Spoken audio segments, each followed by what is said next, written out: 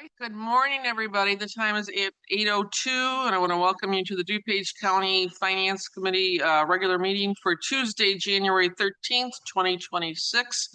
Can I get a roll call, please? Member Cahill. Here. Member Childress. Member Covert. Member Desart. Member Eckhoff. Member Evans. Member Galassi. Member Garcia. Here. Member Heather. Member Honig. Member Krajewski. Member LaPlante. Member Martinez. Member Ozog. Member Schwarzy. Member Tornatori. Member Yu. Here. And Member Zay. Okay, we do have a quorum. Is there any public comment today? Isn't that good of me? Okay, for Chairwoman's remarks, we are going to have a presentation, I believe. What is it? It is the very end for our fiscal projection summary. So we'll be having, I'm sure, a robust discussion at that point in time. Look forward to hearing what's going on with our surplus. I also wanted to get the board up to date on the clerk's bills. We've had the deputy clerk here twice to ask for more appropriation. As of right now, they are about $91,072 still in arrears for the 2025 year. So we'll be having them come, I think, and ask for that. One of the things that is a little concerning is the NoWink software, which runs the election poll books. So that is actually very late in getting paid. It's really past the Prompt Payment Act. So we're hoping that they come sooner than later so we can get that bill paid. And then you all received a email from the chair yesterday. I've been following up with the clerk's department in terms of their contracts for the Hart InterCivic, all up and going, and then also for the election moving companies. So I'm still waiting for a reply. As of today, I have not received anything from the clerk's office, but I'm hoping that we will receive something when I will let you know when I do. Member Lassie. Thank you for that update, Madam Chair. I'm just wondering what are our options if they're in a negative balance for the previous budget year? Well, I think we cannot pay the bills until we have the budget up to where they have the money to pay for it. So that's the problem that we have right now. So that's why they need to come and ask us then for financial help with those issues and explain why they need the help. But what if we don't approve the budget transfer or the funding for it? Well, then we can't pay for that bill, unfortunately. That's where we're at right now. So, Member Krajewski. I work for the state's attorney. Isn't it if they goes over the budget and spends that? Isn't that a criminal violation?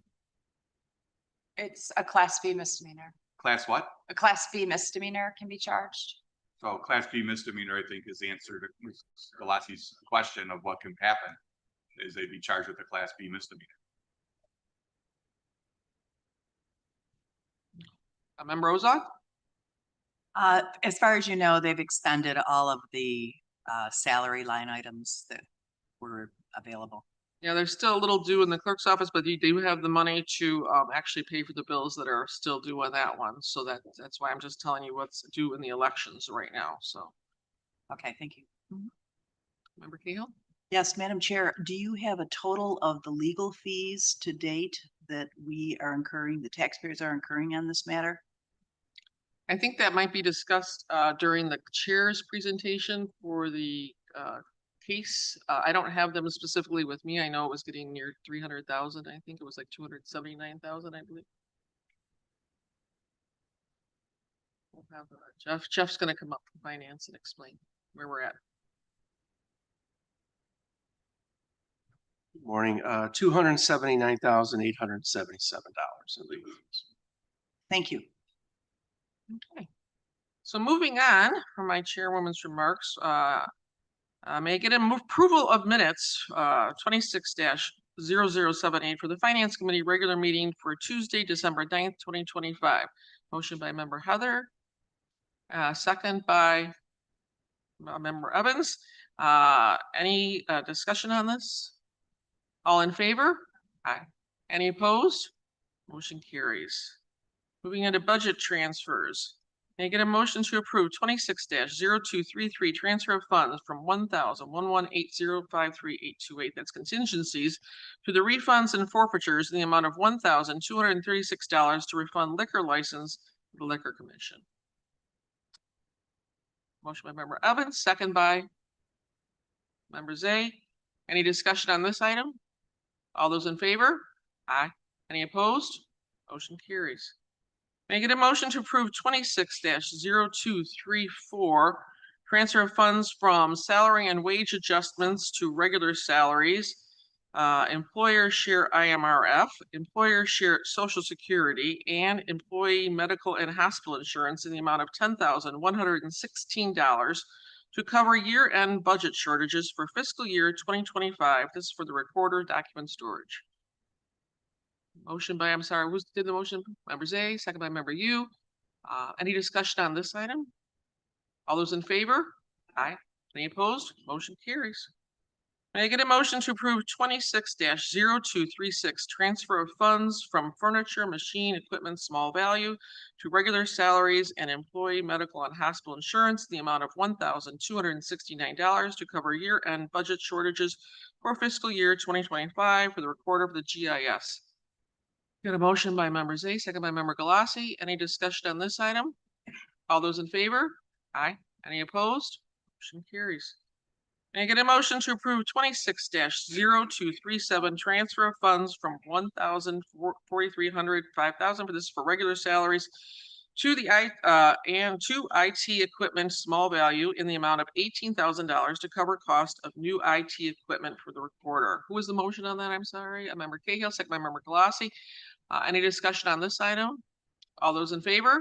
Aye. Any opposed? Motion carries. Okay, may I get a motion to approve 26-0238 transfer of funds from custodial services to IT equipment capital lease and IT equipment small value in the amount of $507 to cover for under budgeted amount on Toshiba lease and IT equipment in the recorder's office. Motion by member Evans. Second by member Galassi. Any discussion on this item? Member Zay. Thank you, Madam Chair. We had 4 items for the recorder. It didn't seem to be over tedious. I want to thank her for making transfers and doing it the way we requested. So I appreciate her, and I'm sure it wasn't overbearing for her staff to do this. So, Nope. Thank you. Any other discussion on this?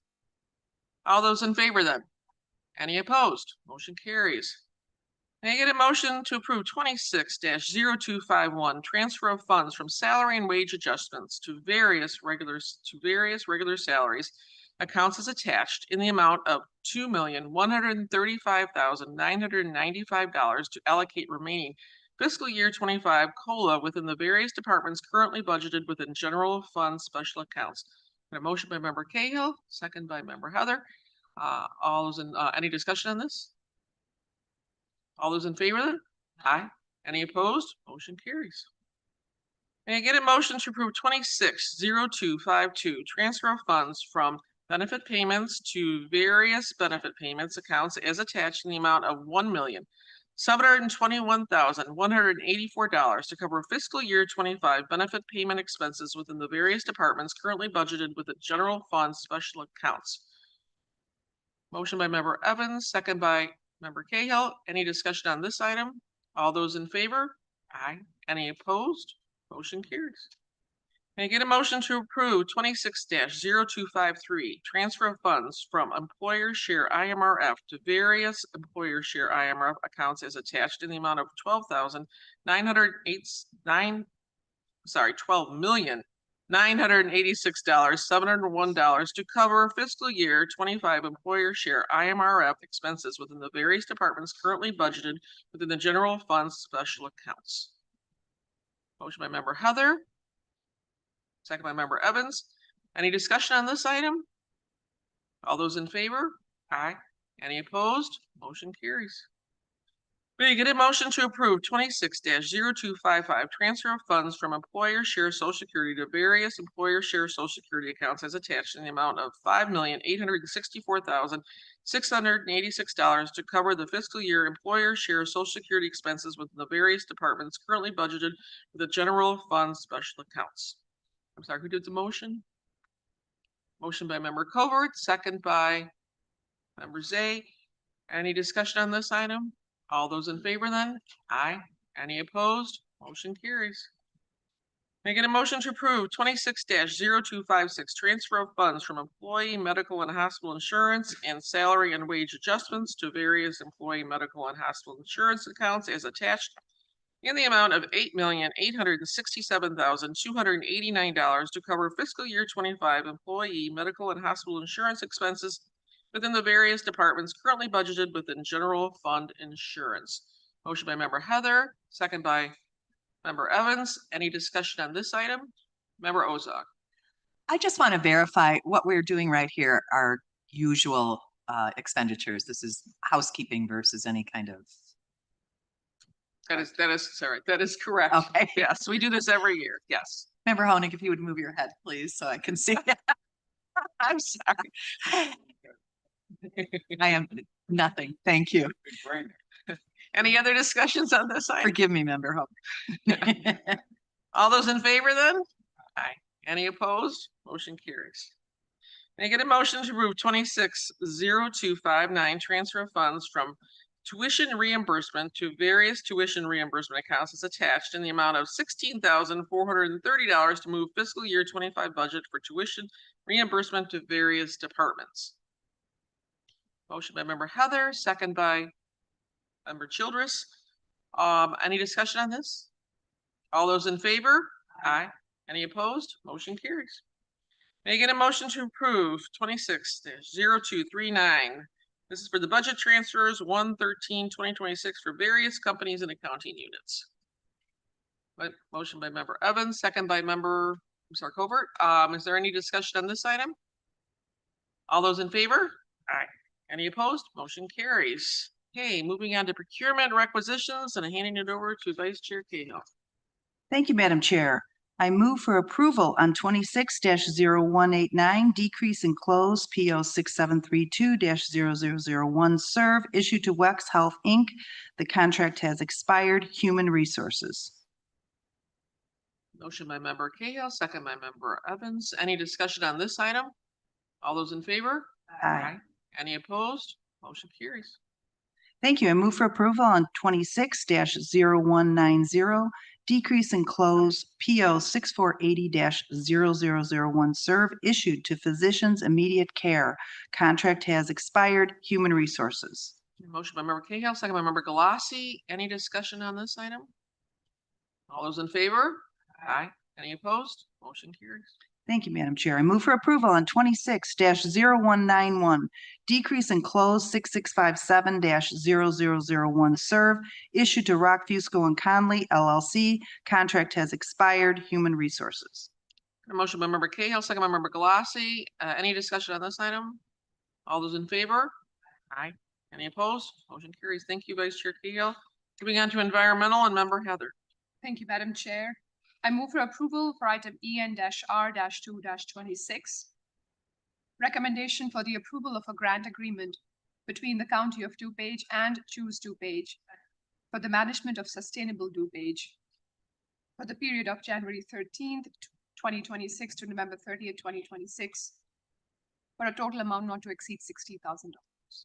Got a motion by member Heather, second by member our Vice Chair Cahill.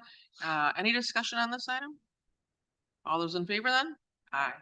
Any opposed? Motion carries. Thank you, member Heather. Moving on to human services and member Schwarzy. Thank you, Madam Chair. I move to discharge from Human Services Committee, item 7C1, 26-0228.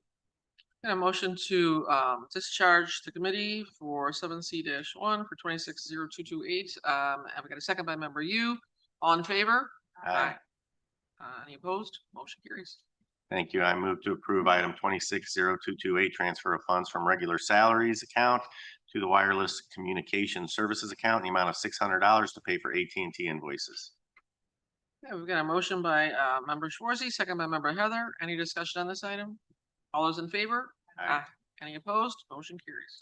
Thank you. I move on HSCO 126, approval of amendment to purchase order 77910001, serve issued to Healthy Air Heating and Airing to increase the purchase order by $180,000 due to DCEO providing more funding for the weatherization program. A motion by member Schwartz, second by member Galassi. Any discussion on this item? All those in favor? Aye. Any opposed? Motion carries. Thank you. I move on HSCO 226, approval of amendment to purchase order 77920001 serve issued to My Greenhouse HVAC LLC to increase the purchase order by $180,000 due to DCEO providing more funding for the weatherization program.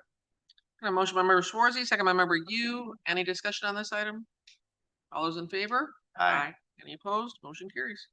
Thank you. I move on HSP 126, awarding resolution issued to Family Shelter Service to provide advocacy services to victims of domestic violence for community services for the period of December 1, 2025 through November 30, 2026 for a contract total amount not to exceed $85,000. A motion by member Schwartz, second by member Yu, question by member Krajewski. Thank you. Yeah, reading the scope of services and they're doing a good job with consulting with, the following up with police reports, helping victims at bond court. Are they currently doing that? I mean, this contract's backdated to December 1st, unlike the environmental one, which started today. We probably should have had this contract in November. So I guess we haven't approved it, but we're backdating it to December 1st. So the question is, are they doing these services between December 1st and now? Or are we waiting until today, once we approve this, if it gets approved, then they start providing these services? So we've been lacking these services for the last I 3 doubt weeks. seriously we aren't lacking the services, but I'm. They've continued to provide the service. This is a long-standing relationship we've had with them. We were waiting to get the paperwork back from them before we could put it on the agenda. So So we asked them what, in September, because it's coming up for renewal, like you said, it's long standing. And so they dragged their feet from September or whenever we started in August. We know this thing's coming up for renewal and they sat on it for that long a Well, time. typically we have to wait until the budget is passed to know that that line item will be in. I will go back and check and see when we sent them the contract. I mean, this is the beginning of, November, if we're doing it effective December 1st. I mean, what do we do with all of our other contracts that start at the beginning of the fiscal year, December 1st? We can't wait till after December 1st to approve them. I can't speak to all the contracts, but I mean, it's getting better, but Ken, these things come to us way after they start. And we're asked to approve something to go back to a date that, I mean, if we decided to say no, we've got people doing services that aren't going to get paid because we've never approved it. So I think some of these, especially when they're long standing, they should be worked on way prior to November, December 1st. All right, thank you, member Krajewski. I think we've discussed this before and I appreciate that. I know that family services has been quite busy due to what's going on right now in the community. So I know that's probably some of the reason why we're a little late in getting the paperwork too. So we're gonna give them a little bit of grace on this one, I think. Is there any other questions on this one? Would like a follow-up to see what it was. Did we send the stuff in? I think Mary's gonna get back to you on that Okay. one. She's gonna I just follow don't up want with to you. flush it off because, I mean, these things. And then did we follow up when we didn't get it in October? We follow up again in November. Right. To make sure, because honestly, there's no way we should be voting on something that's already a month into a service. Thank you for that point, member Krajewski. Is there any other discussion on this? All those in favor? Aye. Any opposed? Motion carries. Thank you. I move on HSP 226, recommendation for the approval of a contract purchase order to CDW Government to provide computer hardware, peripheral, software, and licensing as needed for the DuPage Care Center for the period January 14, 26 through January 13, 27 for a contract total amount not to exceed $55,000. A motion by member Schwartz, second by member Zay. Any discussion on this item? All those in favor? Aye. Any opposed? Motion carries. Thank you. I move on HSP 326, recommendation for the approval of a contract purchase order to Medline Industries, Inc. to furnish and deliver Chase mobile recliners for the DuPage Care Center for the period of January 14, 26 through January 13, 27 for a contract total not to exceed $36,579.85. Motion by member Schwartz, second by member Vice Chair Cahill. Any discussion on this item? All those in favor? Aye. Any opposed? Motion carries. Thank you, member Schwartz. Moving on to judicial and public safety and member Evans. Thank you, Madam Chair. I move on JPSP 4-26, recommendation for the approval of a contract purchase order to Northeast DuPage Family and Youth Services to provide services to youths who are at risk of domestic violence and trauma for the period of February 1st, 2026 through January 31st, 2027, for a contract total amount not to exceed $33,000. Motion by member Evans, second by member Galassi. Any discussion on this item? All those in favor? Aye. Any opposed? Motion carries. Thank you. I move on JPSP 5-26, recommendation for the approval of a contract purchase order to the DuPage County Health Department to provide mental health services and transportation to clients in pretrial court for the DuPage County Public Defender for the period of January 13th, 2026 through November 30th, 2026, for contract total amount not to exceed $50,250. This is grant funded. We've got a motion by member Evans. We've got a second by member Heather. Any discussion on this item? All those in favor then? Any opposed? Motion carries. Thank you. I move on JPSP 6-26, recommendation for the approval of a contract to Favorite Healthcare Staffing LLC to provide supplemental medical staffing as needed for the Sheriff's Office for the period of January 13th, 2026 through November 30th, 2028, for a contract total not to exceed $450,000. Got a motion by member Evans, a second by Vice Chair Cahill. Any discussion on this item? All those in favor then? Aye. Any opposed? Motion carries. Thank you. I move on JPSP 7-26, recommendation for the approval of a contract to Health Advocates Network, DBA Staff Today Limited, to provide supplemental medical staffing as needed for the Sheriff's Office for the period of January 13th, 2026 through November 30th, 2028, for a contract total not to exceed $450,000. Got a motion by member Evans, second by member Galassi. Any discussion on this item? All those in favor? Aye. Any opposed? Motion carries. Thank you. I move on JPSP 8-26, recommendation for the approval of a contract to Worldwide Travel Staffing LTD to provide supplemental medical staffing as needed for the Sheriff's Office for the period of January 13th, 2026 through November 30th, 2028, for a contract total not to exceed $600,000. A motion by member Evans, second by member Galassi. Any discussion on this item? That was Cahill. I'm sorry. Second by member Vice Chair Cahill. Any discussion on this item? All those in favor? Aye. Any opposed? Motion carries. Thank you. I move on JPSP 9-26, recommendation for the approval of a contract purchase order to Sentinel Offender Services LLC to provide GPS device and electronic monitoring services to juveniles and indigent adult offenders and their victims for probation and court services for the period of February 1st, 2026 through March 31st, 2028, for a contract total amount of $678,000. A motion by member Evans, second by member Zay. Any discussion on this item? All those in favor? Aye. Any opposed? Motion carries. Thank you. I move on JPSP 11-26, recommendation for the approval of a contract purchase order to Heartland Business Systems to provide an enterprise agreement with Fortinet for the Sheriff's Office for the period of January 13th, 2026 through January 13th, 2031, for a contract total not to exceed $687,565.74. A motion by member Evans, second by member Galassi. Any discussion on this item? All those in favor? Aye. Any opposed? Motion carries. Thank you. And finally, I move on JPSP 12-26, recommendation for the approval of a contract purchase order to Sentinel Offender Services LLC to provide alcohol monitoring services and remote breath RB Pro to adult clients for the period of April 1st, 2026 through March 31st, 2028, for probation and court services for a contract total amount of $35,917. A motion by member Evans, second by member Tornatori. Any discussion on this? All those in favor? Aye. Any opposed? Motion carries. Thank you, member Evans. Moving on to Public Works and member Childers. Thank you, Madam Chair.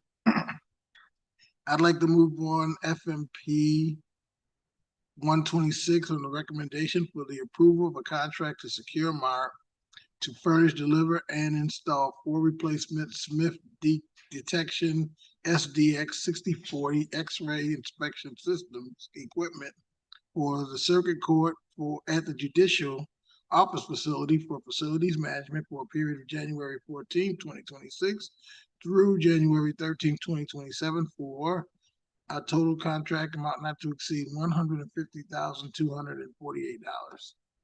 Motion by member Childers, second by member Heather. Is there any discussion on this item? All those in favor then? Aye. Any opposed? Motion carries.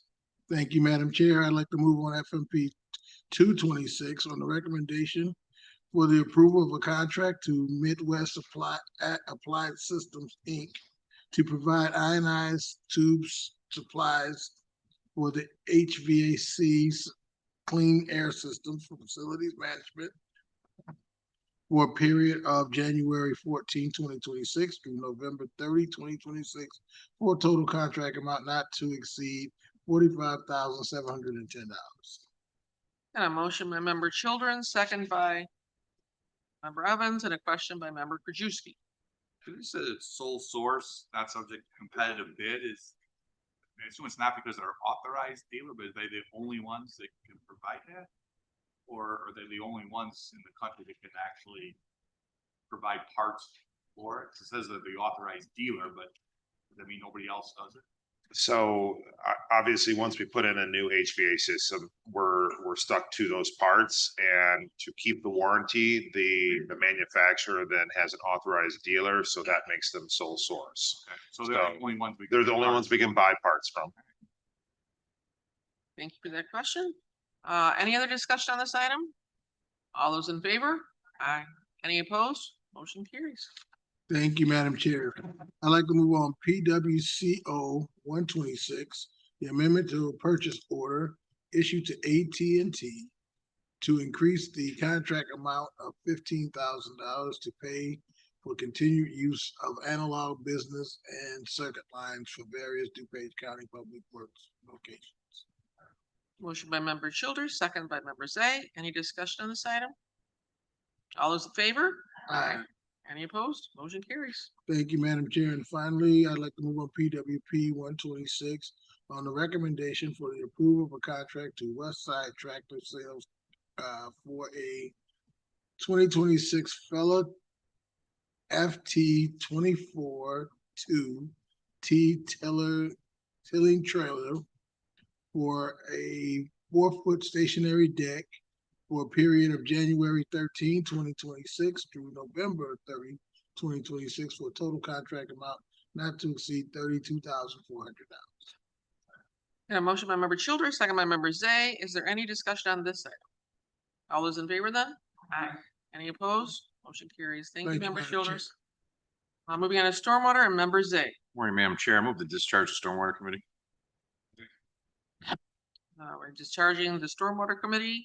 Not permanently, just for today.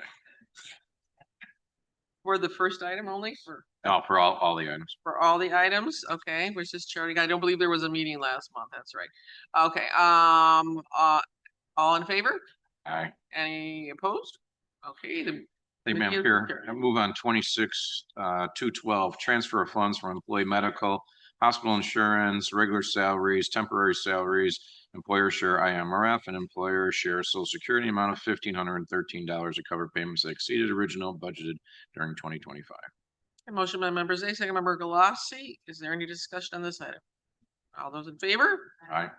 Any opposed? Motion carries.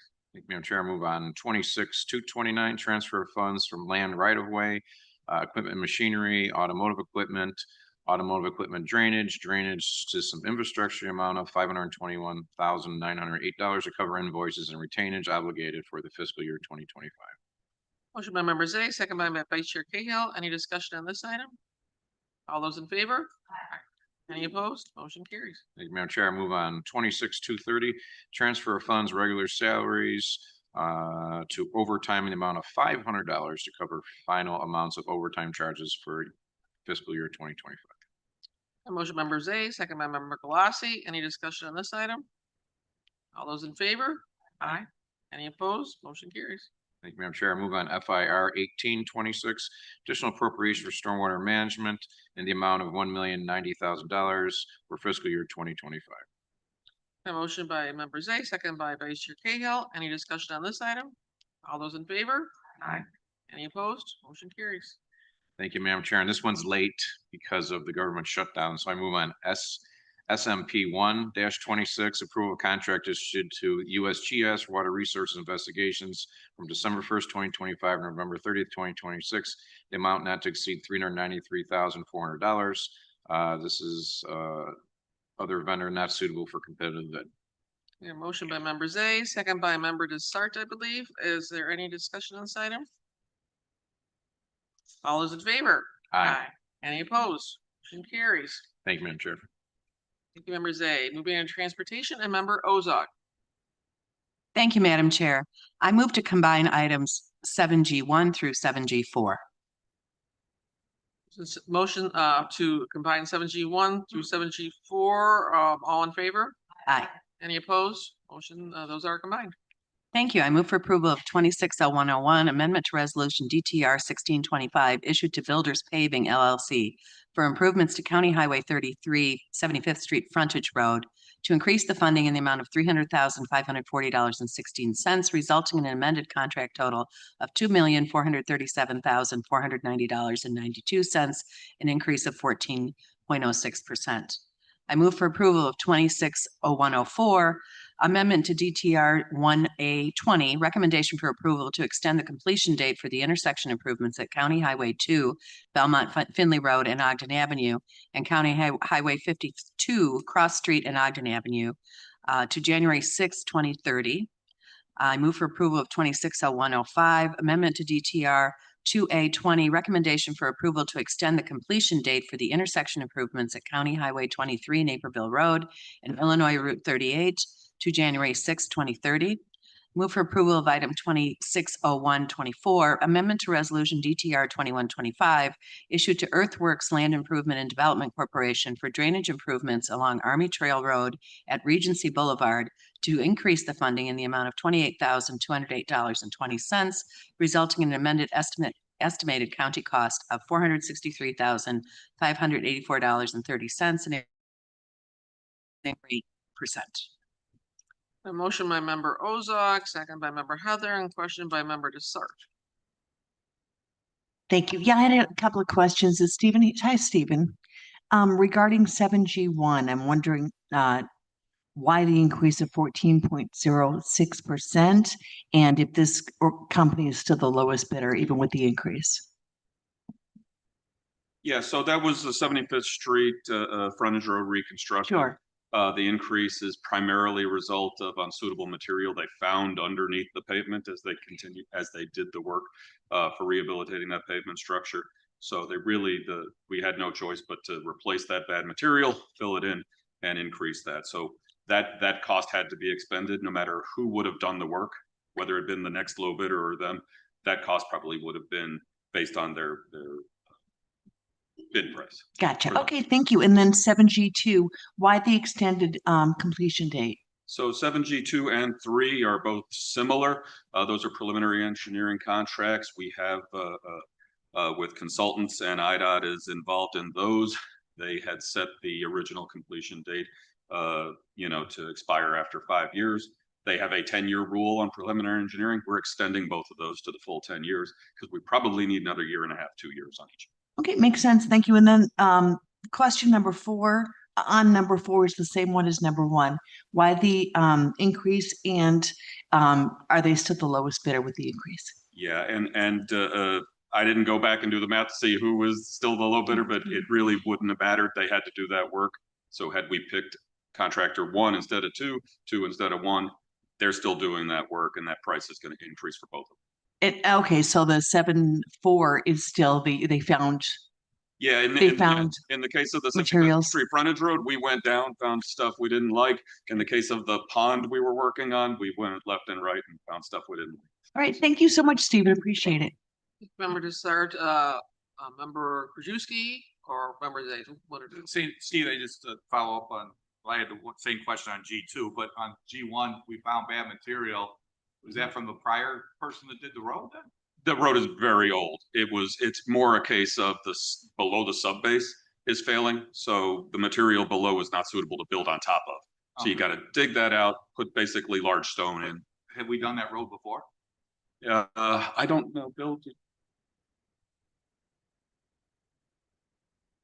it's been quite a number of years. I mean, this has gone well beyond its useful life. Sure, but wouldn't we have, the last time we did it, wouldn't we have found the same unsuitable material? It's hard to say.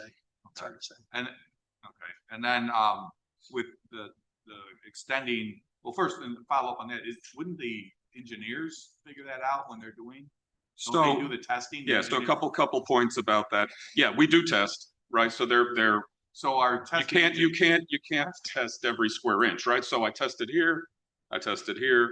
We found something in between that we didn't expect. Number one. Number two, this is a very old road.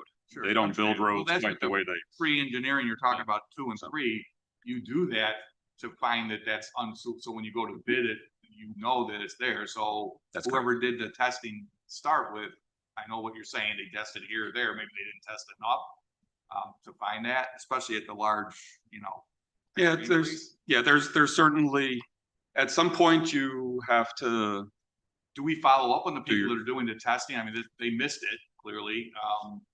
Maybe it's the thing. well, that's only here and again, there, I feel like in the case of the roadway in particular, you can't know what you can't see sometimes. but that's why you and do they the can't- testing. Right, and so, like I said, you can't test every square inch. And then the second and third ones, I had some of the same questions remember the start had. Because we extended out to 23rd, do we already have engineers on these projects? Yes, that's correct. There's 2 consultant engineering firms that are working on these And projects. they right need this amount of time to finish?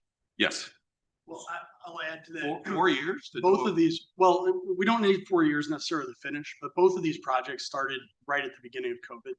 And so we went into them expecting we were going to make good progress right away, and then the world shut down. And so we had to delay a lot of the work that was expected to be done for several years until traffic kind of restored to a reasonable level. And then we picked back up. So both these projects are making good progress. We don't necessarily need the full 5 years, but that's the amount of time that IDOT will extend their participation. So this is about IDOT participating and giving us funding rather than us needing the amount of time. Thank you. Member Zay? Thank you, Madam Chair. I voted against 7G1 in committee, but after talking with staff, staff is out there verifying these overages, so I appreciate that. But I do want to point out, I had questions on this company from the beginning. They're under investigation by IDOT. They're allowed to bid IDOT contracts, but they're not let any IDOT contracts. So again, IDOT has not made a decision on this contractor. They seem to have shifted to going to counties to get work. So we'll be watching the future, and hopefully IDOT will come to some conclusion on this investigation. So thank you. Thank you, Member Zay. Any other discussion on these items? All those in favor? Aye. Any opposed? Motion carries on those 4 items. Member Ozark. Okay, thank you, Madam Chair. I move to combine items 7G5 through 13. Yeah, motion to combine 7G5 through 7G 13, right? Seconded by Member Galassi. All in favor? Aye. Any opposed? Those are combined. Thank you. I move for approval of DTP 126, recommendation for the approval of a contract purchase order to MD Solutions to furnish and deliver signpost reflectors as needed for the Division of Transportation for the period of February 1st, 2026 through January 31st, 2027, for a contract total not to exceed $35,000, contract subject to 3 one-year renewals upon mutual agreement. I move for approval of DTP 226, recommendation for the approval of a contract to Lightly Enterprises of Ohio LLC to furnish and deliver sign faces for the DOT sign shop as needed for the period of February 1st, 2026 through January 31st, 2027, for a contract total not to exceed $45,000, contract subject to 3 one-year renewals upon mutual agreement. I move for approval of DTP 326, recommendation for the approval of a contract to Mandel Metals Incorporated doing business as U.S. Standard Sign Company to furnish and deliver aluminum sign blanks as needed for the Division of Transportation for the period of February 1st, 2026 through January 31st, 2027, for a contract total not to exceed $55,000.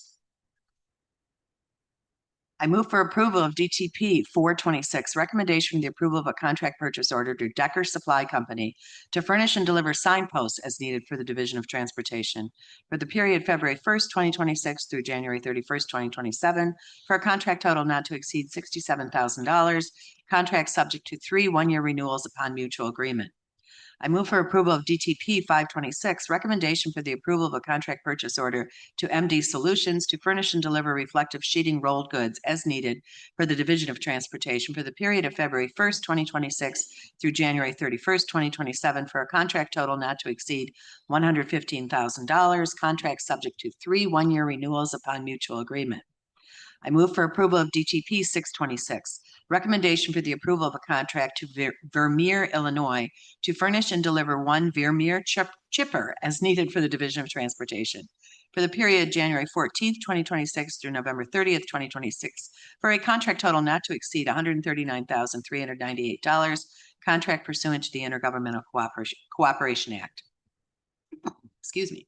I move for approval of DTP 726, recommendation for the approval of a contract to Altorfer Industries Incorporated to furnish and deliver one Caterpillar 962 wheel loader for the Division of Transportation for the period January 14th, 2026 through November 30th, 2026, for a contract total not to exceed $364,510, contract pursuant to the Intergovernmental Cooperation Act.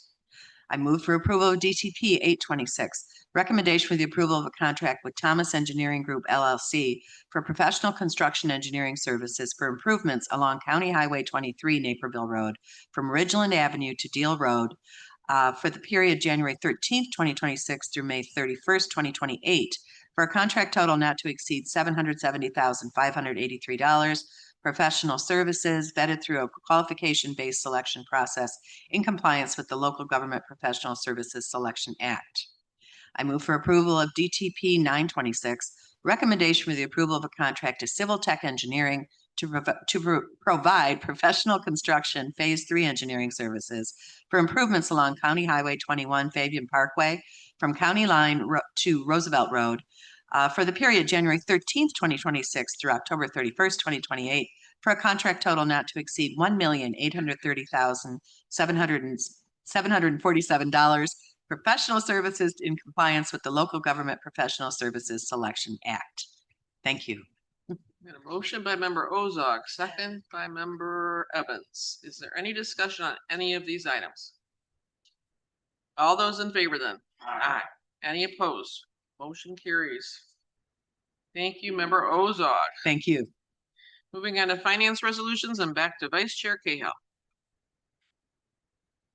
Thank you, Madam Chair. I move for approval on FIR 0005-26, acceptance of an extension of time for the Energy Efficiency and Conservation Block Grant Program Year 24 for an extension through November 30th, 2026, Facilities Management. A motion by Vice Chair Cahill, second by member Glassy. Any discussion on this item? All those in favor? Aye. Any opposed? Motion carries. Thank you. I move for approval on FIR 001026, authorizing execution of an intergovernmental agreement between Pace Suburban Bus and DuPage County Community Services for the Senior Transportation Grant Program for Program Year 26 in the amount of $172,450, Community Services. A motion by Vice Chair Cahill, second by member Glassy. Any discussion on this item? All those in favor? Aye. Any opposed? Motion carries. Thank you. I move for approval on FIR 0011-26, authorizing execution of an intergovernmental agreement between Pace Suburban Bus and DuPage County Community Services for the Paratransit Grant Program for Program Year 26 in the amount of $690,000 for community services. A motion by Vice Chair Cahill, second by member Glassy. Any discussion on this item? Member Dessert. Thank you.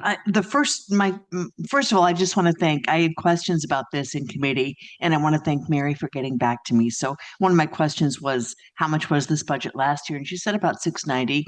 And then they used almost all of it, but not quite. So Mary, just a quick question following up your follow-up. What happens to the extra money that wasn't used? Is it rolled into this year then? Or does it go back to the general budget? What happens? No, that's general fund money, so that would be included in the surplus. All right, thanks so much. Any other discussion on this? All those in favor? Aye.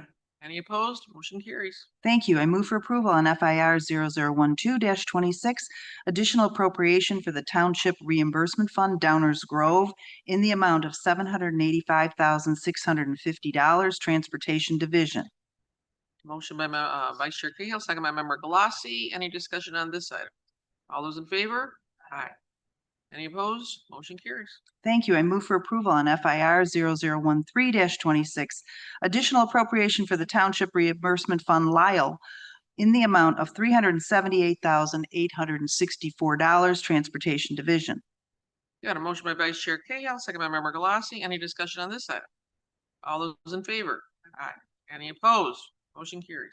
Thank you. I move for approval on FIR 0014-26, acceptance and appropriation of the Low Income Home Energy Assistance Program, LIHEAP, Grant Program Year 26, in the amount of $3,657,954, Community Services. The motion by Vice Chair Cahill. Who was the second? Member Heather. Any discussion on this item? All those in favor? Aye. Any opposed? Motion carries. Thank you. I move for approval on FIR 0015-26, resolution declaring equipment, inventory, and/or property on attachment A purchased by the DuPage County Sheriff's Office as surplus equipment, Sheriff's Office. Motion by Vice Chair Cahill, second by Member Galassi. Any discussion on this item? All those in favor then? Aye. Any opposed? Motion carries. Thank you. I move for approval on FIR 0016-26, additional appropriation for the Illinois State Opioid Response Criminal Justice Medication Assisted Recovery Grant Program Year 26, in the amount of $15,000, Sheriff's Office. Motion by Vice Chair Cahill, second by Member Galassi. Any discussion on this item? All those in favor? Aye. Any opposed? Motion carries. I move for approval on FIR 0017-26, acceptance and appropriation of the income eligible retrofits program grant year program year 26 for the weatherization assistance program from January 1st, 2026 through December 31st, 2026, in the amount of $350,000, Community Services. Oh. Motion by Vice Chair Cahill, second by Member Galassi. Any discussion on this item? All those in favor? Aye. Any opposed? Motion carries.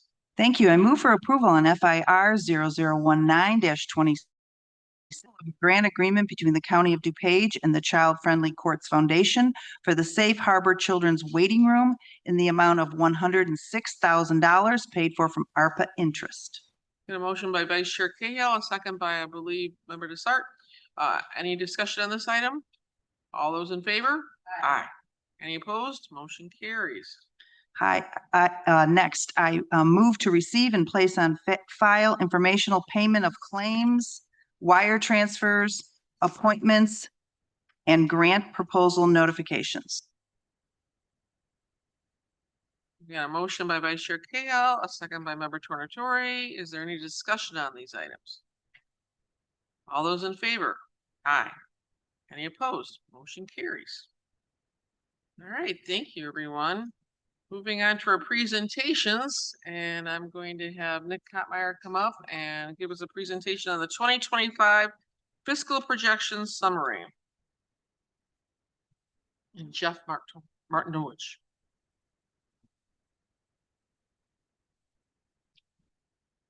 Hey, good morning, everyone, and thank you, Finance Chair Garcia. We wanted to take, or at least I did, take a few minutes to discuss our ending position, specifically in the general fund. At this point in the fiscal year, we have some really hard numbers, some good numbers to present to you this morning. Within the next couple of weeks, we'll be kind of closing our books for fiscal 25 and getting prepared now for our auditors, Baker Tilly, to come in. So we typically go over some of our major revenues and then a snapshot of our income statement. So we'll start out with sales tax, which is our largest revenue source. And on this chart, what we provide is a 3-year history of our actuals, I should say our 4-year history of our actuals, our 2025 budget, and where we ended the fiscal year. So the second to the last column, you can see that each month we were over budget each month for sales tax and what we projected for 2025 within the budget. So in total, we had million budget, and sales tax came in at $157.3 million. We were $19.3 million over budget. So obviously, we've had a really good year. I have had conversations with other CFOs from other counties, Lake County, Will County, and Kane County. They are experiencing the same trend. So sales tax, at least within the counties, is increasing, again, probably due to robust sales online. About 3 or 4 years ago, we saw a big spike due to the Wayfair Act. And now again, we are experiencing increases in sales tax. So that's a good thing.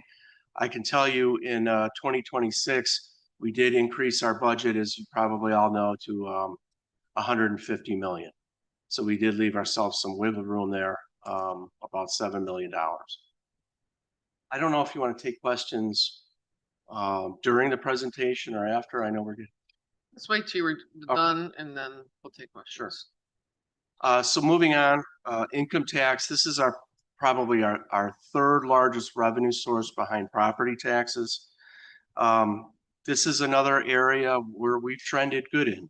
This is another revenue source that is sensitive to the economy. So income tax, again, is doing very well. When we start the year, we kind of depend on the Illinois Municipal League, who kind of have their fingers on the pulse, if you will, as far as projections and doing the deep dives into LGDF and the local income tax.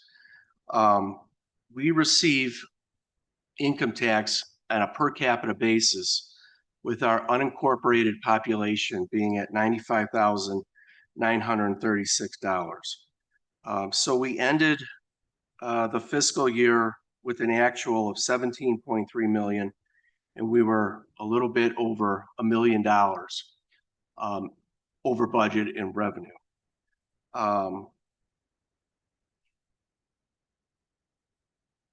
So as far as income tax, I think everybody's familiar with LGDF. Corporations pay 7%, individuals pay 4.9%, and then the county receives, along with other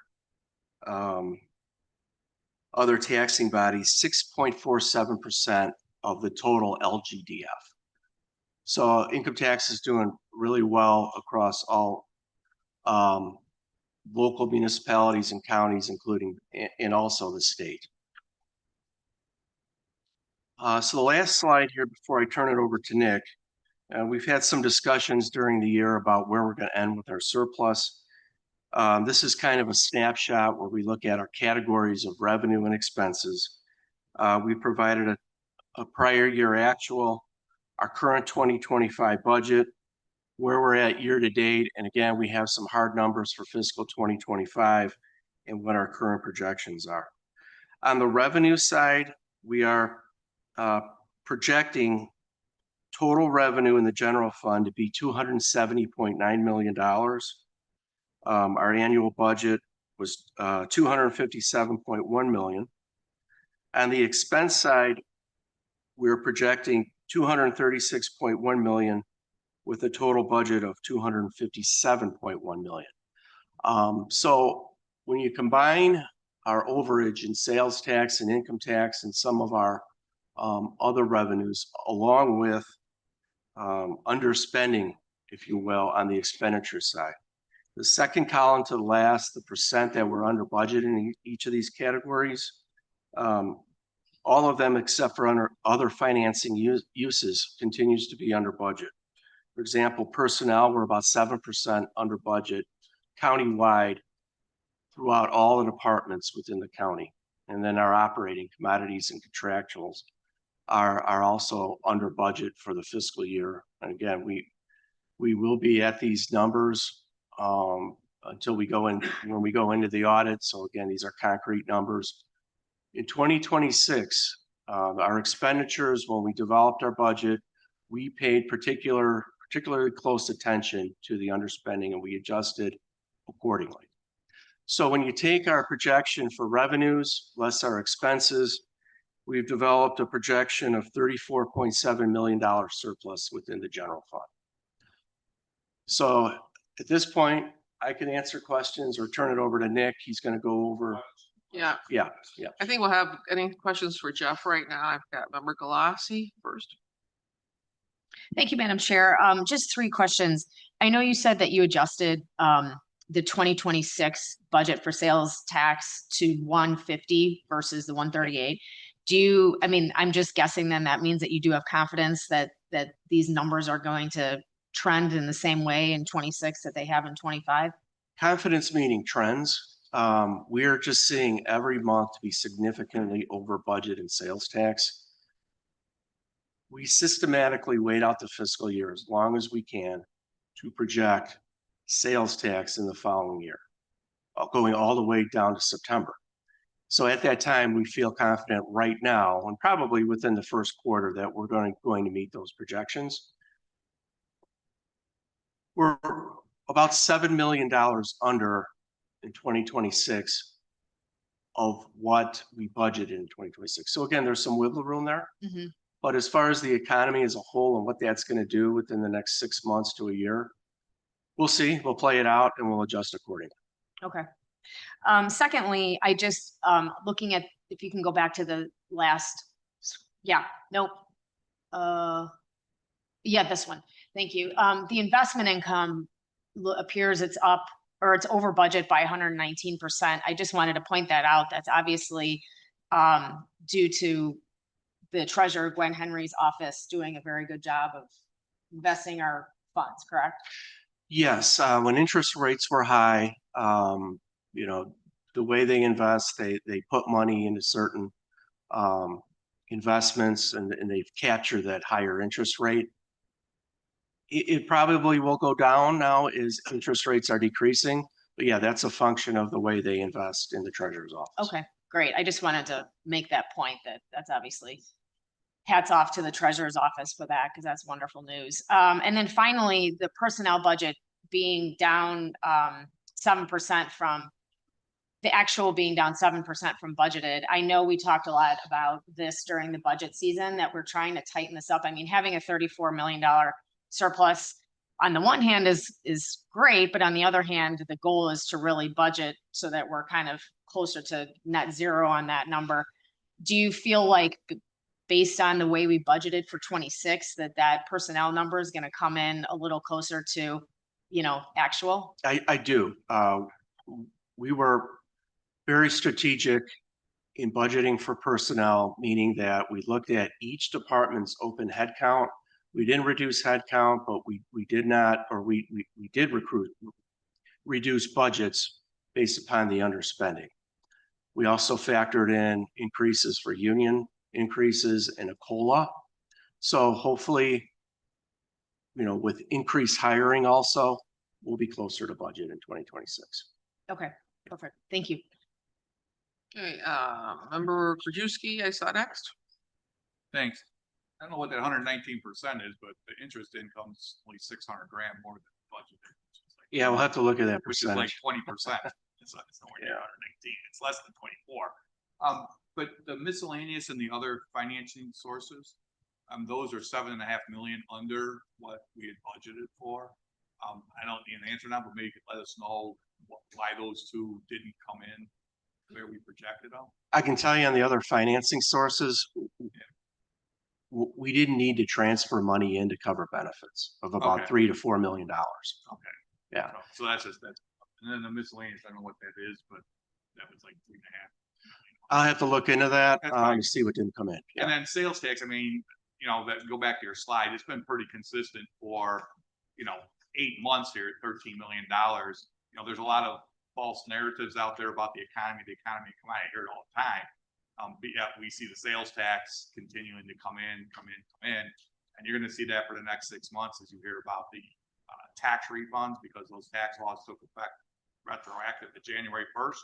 And so they withheld all these employees overtime tips on Social Security that they are now going to get all that money back when they file. So there's going to be huge refunds coming back, and people typically spend what they get. So you're not going to see a slowdown for the next month. But I was back to that. I don't know what those percentages were in that middle column. That where the 119 was. I'm not sure what. We'll take a look at that. It might be a typo. Yeah, because all of them, there's a whole bunch of them, and at the bottom it says 100%, but they're all different percentage. It isn't. Okay, yeah, doing we'll the take a math, look. it doesn't work. So, thanks. Member Ozark. Thank you, Madam Chair. When you're talking about a 7% under budget for personnel, when you're talking to the various departments, are you looking at a several year trend line and persuading that this number should be perhaps reduced if it hasn't been filled for a number of years? Yeah, quite a bit. Those discussions we had with the chair, the vice chair, a number of departments, we let them know that we're seeing this trend over several years that you're underspending in personnel. We're not going to reduce your headcount. However, we don't think you need this money in the next fiscal year because you may not spend that. So, and there's money in contingencies in case that comes up. But yes, we did take a very aggressive approach, if you will. in trying to Proactive. reduce those. Proactive approach. That's a better word. Thank you. Yeah, those are open headcounts for quite a while. Right. Yeah. Okay. Any other, Member Eckhoff, I'm sorry. Is the state's attorney's office, public defender and sheriff's office fully staffed? No. So they're still trying to get additional headcount, which is open to them. How many more people are we looking at? Is that going to affect anything? I know they're actively recruiting, but I don't know. They haven't met their headcount in quite some time. I can speak on the state's attorney because we have conversations with them quite frequently. They are actively recruiting. And I'm sure that goes the same with the sheriffs. There's been some things done as far as salaries in the sheriff's department to try to entice More applicants. more applicants to come in. So I could talk a little bit about that. State's attorney's close. They're very close. We're still recruiting, but they're very close to full head count. Sheriff is having a more difficult time of filling, and they're looking at different techniques, how they're doing it. But the good thing is state's attorney is very close. Okay, because a number of police departments seem like their alternative was to increase salaries. The whole law enforcement with the sheriff, the other police departments, it's a very difficult hiring environment right now. And you're seeing a lot of lateral movements among departments, Well, not so much more headcount coming in. that's been going on for like 5 years. Well, I read, or I looked at your presentation over the weekend, and I think what somebody wrote was they were at 61%. Our reserve fund is at 61% of the. that is, if we don't do anything with the surplus, if that all rolls to the bottom, yes, that's 61%. Right. And the whole time I've been in government, it seems like the 25% was the goal. We More or less, plus or minus a little bit. So we're 2.5 times what our reserve should be. yeah. Only if we don't do anything with the surplus, Well, the right, 34 million. I understand. We've historically been around anywhere from 40 to 47%. And it's an opportunity to be that high right now because we're sales tax dependent. We have a lot of high revenue sources that are sensitive to the economy. So if we can be higher than 25%, it just bodes well in case anything slows down. It seems like we've been unintentionally overtaxing people for like 3 or 4 years. And wow, it's been coming in higher. And we've been budgeting for more. Can we abate some of these taxes? That would be a policy decision of the board. When's the deadline to abate I'll tax? tell you what, as far as the uses of it, let's get into that in the second half of the presentation. Okay, the abatement is a potential use. We can talk about that. I've got some information on that. We'll talk about that. I just want to know what the deadline is. What's the deadline? The deadline, so if you abate taxes, so you know, you as a board set the levy at the end of 25 for the 26 tax bill. So if you abate, you're going to be abating 26 revenue. So keep that in mind because the tax that's coming in this year right now is the revenue that's funding the 26 budget. So if you were to abate, you would have to do it by March, I do believe. And what it would be is then you'd have to do a special appropriation then to pull money from our reserves to fund the 26 budget. And we can get more in depth, but the timing wise, your revenue from the taxes this year are funding Well, your that's 26 how it budget. works. I mean, if we don't do special projects, then we pull in money from the 61% just. to- You're going to push it into the rev, and we can have more discussion later on, but that is just so you know, there would be a couple of steps to it. You would have to do a special appropriation then, because you're gonna pull it out of the revenue for 26, and then you need to fund the 26 with reserves. Members A. Thank you, Madam Chair. And I know it's a big number, but if it wasn't for the work of our chairwoman, we almost lost RTA sales tax. So I know everybody should be excited. We never know what's going to happen in Springfield and the federal government. So before we decide to go out and get rid of a lot of money, it's always good to have a little bit of reserve there just in case, because we would have lost RTA sales tax. I mean, that would have been devastating at that point to us. So. Yep. Again, I know it's good news, but we always have to weigh that, who knows what's gonna happen over the next, 11 months that's going on. Exactly. And I will tell you that the chair, I mean, she was on the front end of that battle, but that would have devastated our operations at DuPage County. That would have been mass layoffs. But Jeff did talk about it. We are very much dependent on sales tax out there.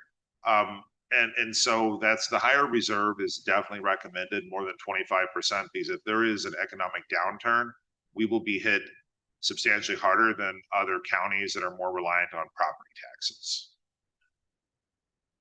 I mean, typically this board is kept between 40 and 50, and I think that that's a good number. I would definitely not roll the 34 million into it. I think that's getting a little bit high at 61. But that's a choice for this board to make. Okay, moving on, and we've got Member Evans, yes, next. Thank you, Madam Chair.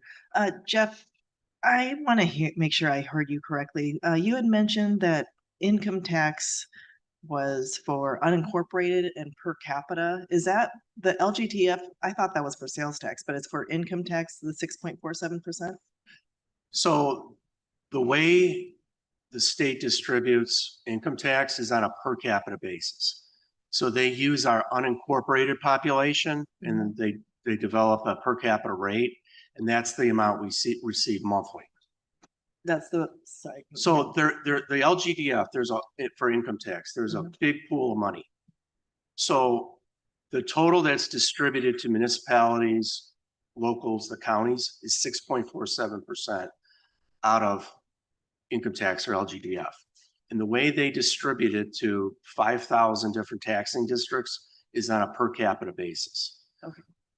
And then, so the capita, is that based on the census population or? It's based on our last census, yes, and Okay. it's on just the unincorporated portion of Right. DuPage County. Oh, interesting. So it's only every 10 years that we, okay. Unless there's a special census done. It'd be which kind I of don't- nice if we had a bigger population then. Okay, thank you. Thank you, Member Evans. Member Ozog? Thank you, Madam Chair.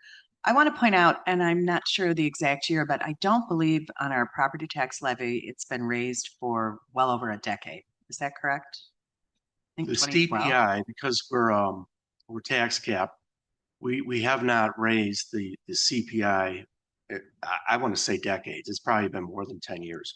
But in the last probably 4 to 5 years, we've captured the growth Right. in the EAV, and that's about it. And that brings in about 250,000 extra a year. Okay. And we have to share that with the health department. So we capture about 500,000, and about half of that goes to the health department. Okay. But no CPI, no tax cap increase for Yeah, many, and many years. I just, as an observation in terms of our taxpayers not raising the property tax levy, while I know it's a really small proportion of their property taxes, is definitely a positive and it's something to keep in mind in terms of having a higher reserve and not having to go to the taxpayers in case of an emergency, whatever. So you can look at it as going for abatements, but also look at it as being prudent to have a larger reserve. Yeah, the general fund portion of our property taxes is only $26 million. Yeah. Okay, Vice Chair Cahill. I'm sorry, you done, Member Rosa? Yes, thank you. Okay, Vice Chair Cahill. Thank you. Just to follow up on the income tax distribution.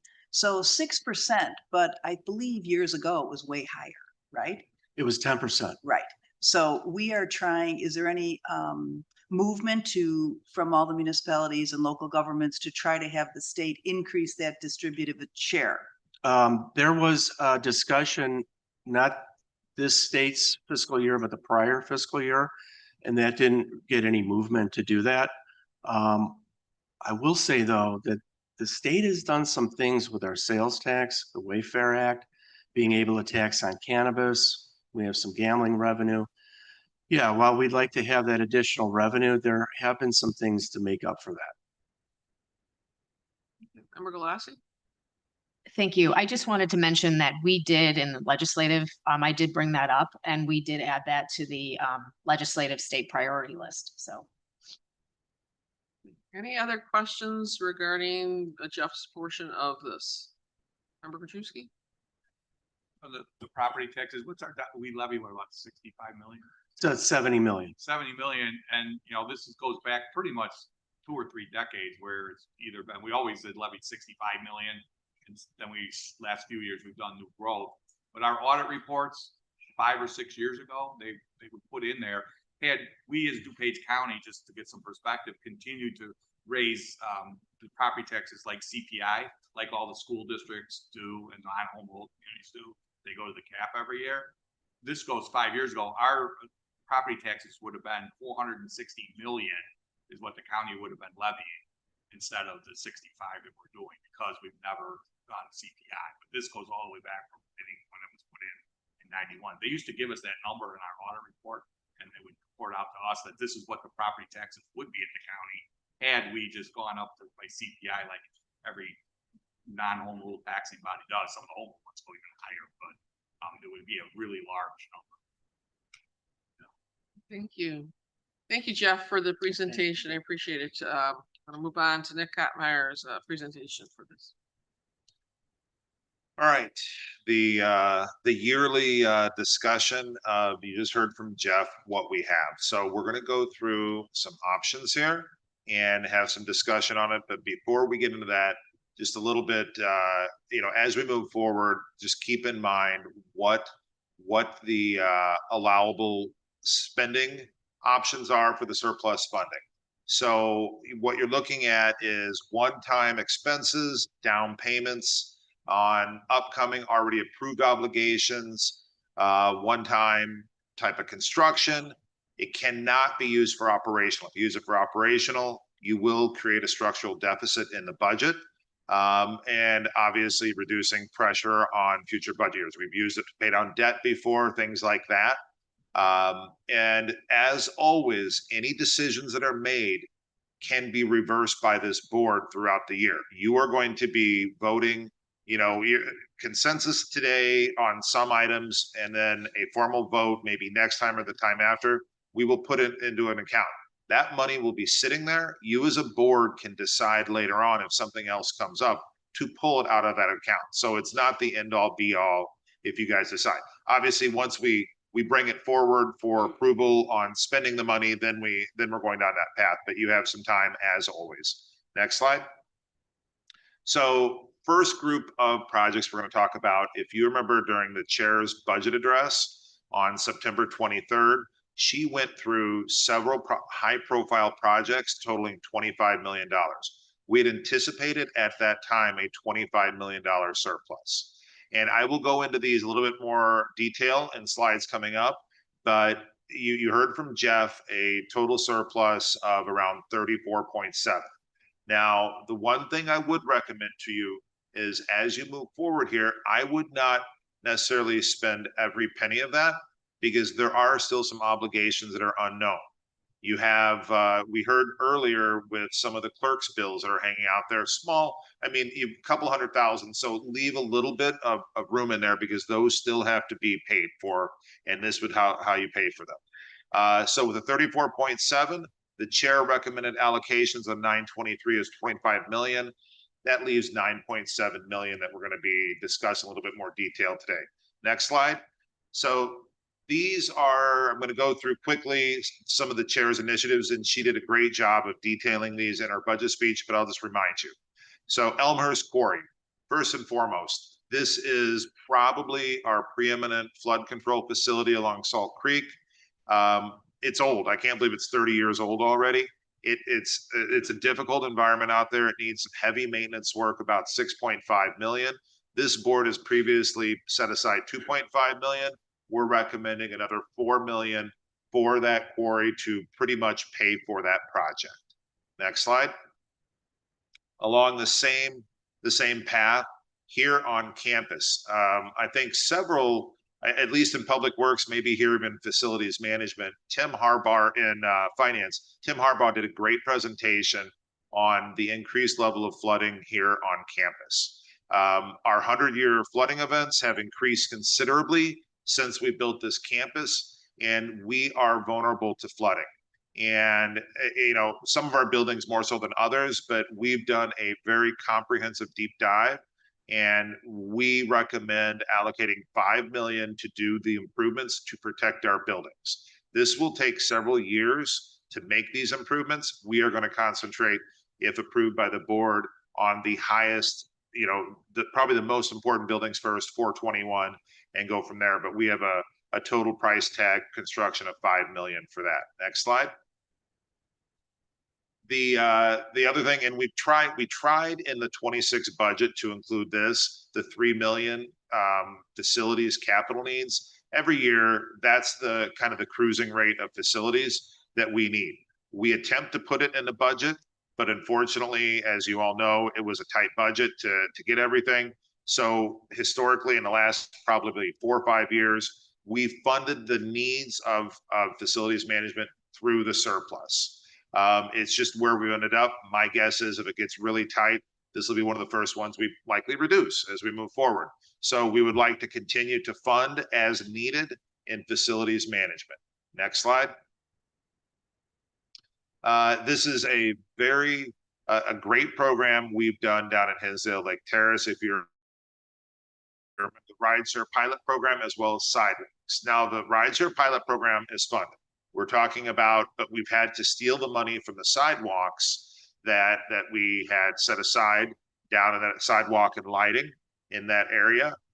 So we would like to put an extra $1 million down there to fund a portion of the sidewalk program. This is, if you remember, this is a transportation desert in this area. And the programs we've done down here have been very impactful, and we would like to continue down that path with Hinsdale Lake Terrace. Next slide. This was probably the most interesting one in the chair's budget address. If this is Sustainability Initiative Fund, all of these are initiatives that this board have said these are the most important moving forward. So what the chair recommended is basically putting these in more or less an enterprise fund so that we are grouping together food insecurity, affordable housing, and community sustainability. I will have more moving forward, but you can see in the middle section, the chair recommended surplus. She's recommending 11 million in this, and all of the other totals you see on there are being pulled in. This is money that's already been allocated, whether it be existing balance, FY26 budget, or ARPA interest. But basically what it's doing is it is protecting this group of projects. And we can go a little bit more in depth here. Next slide. So we'll get there in a second. But in addition to, she recommended an additional $1 million to the general fund reserve. Once again, we heard before that we are very much dependent upon sales tax out there. And this is a, you know, kind of putting it away for a rainy day. Our current balance into 24 is 109.1. We mentioned before, if you put all of this surplus into reserves, you would go up to 143.8, 61%. We don't recommend that. But that's just letting you know, if you do nothing, it will automatically roll into reserves.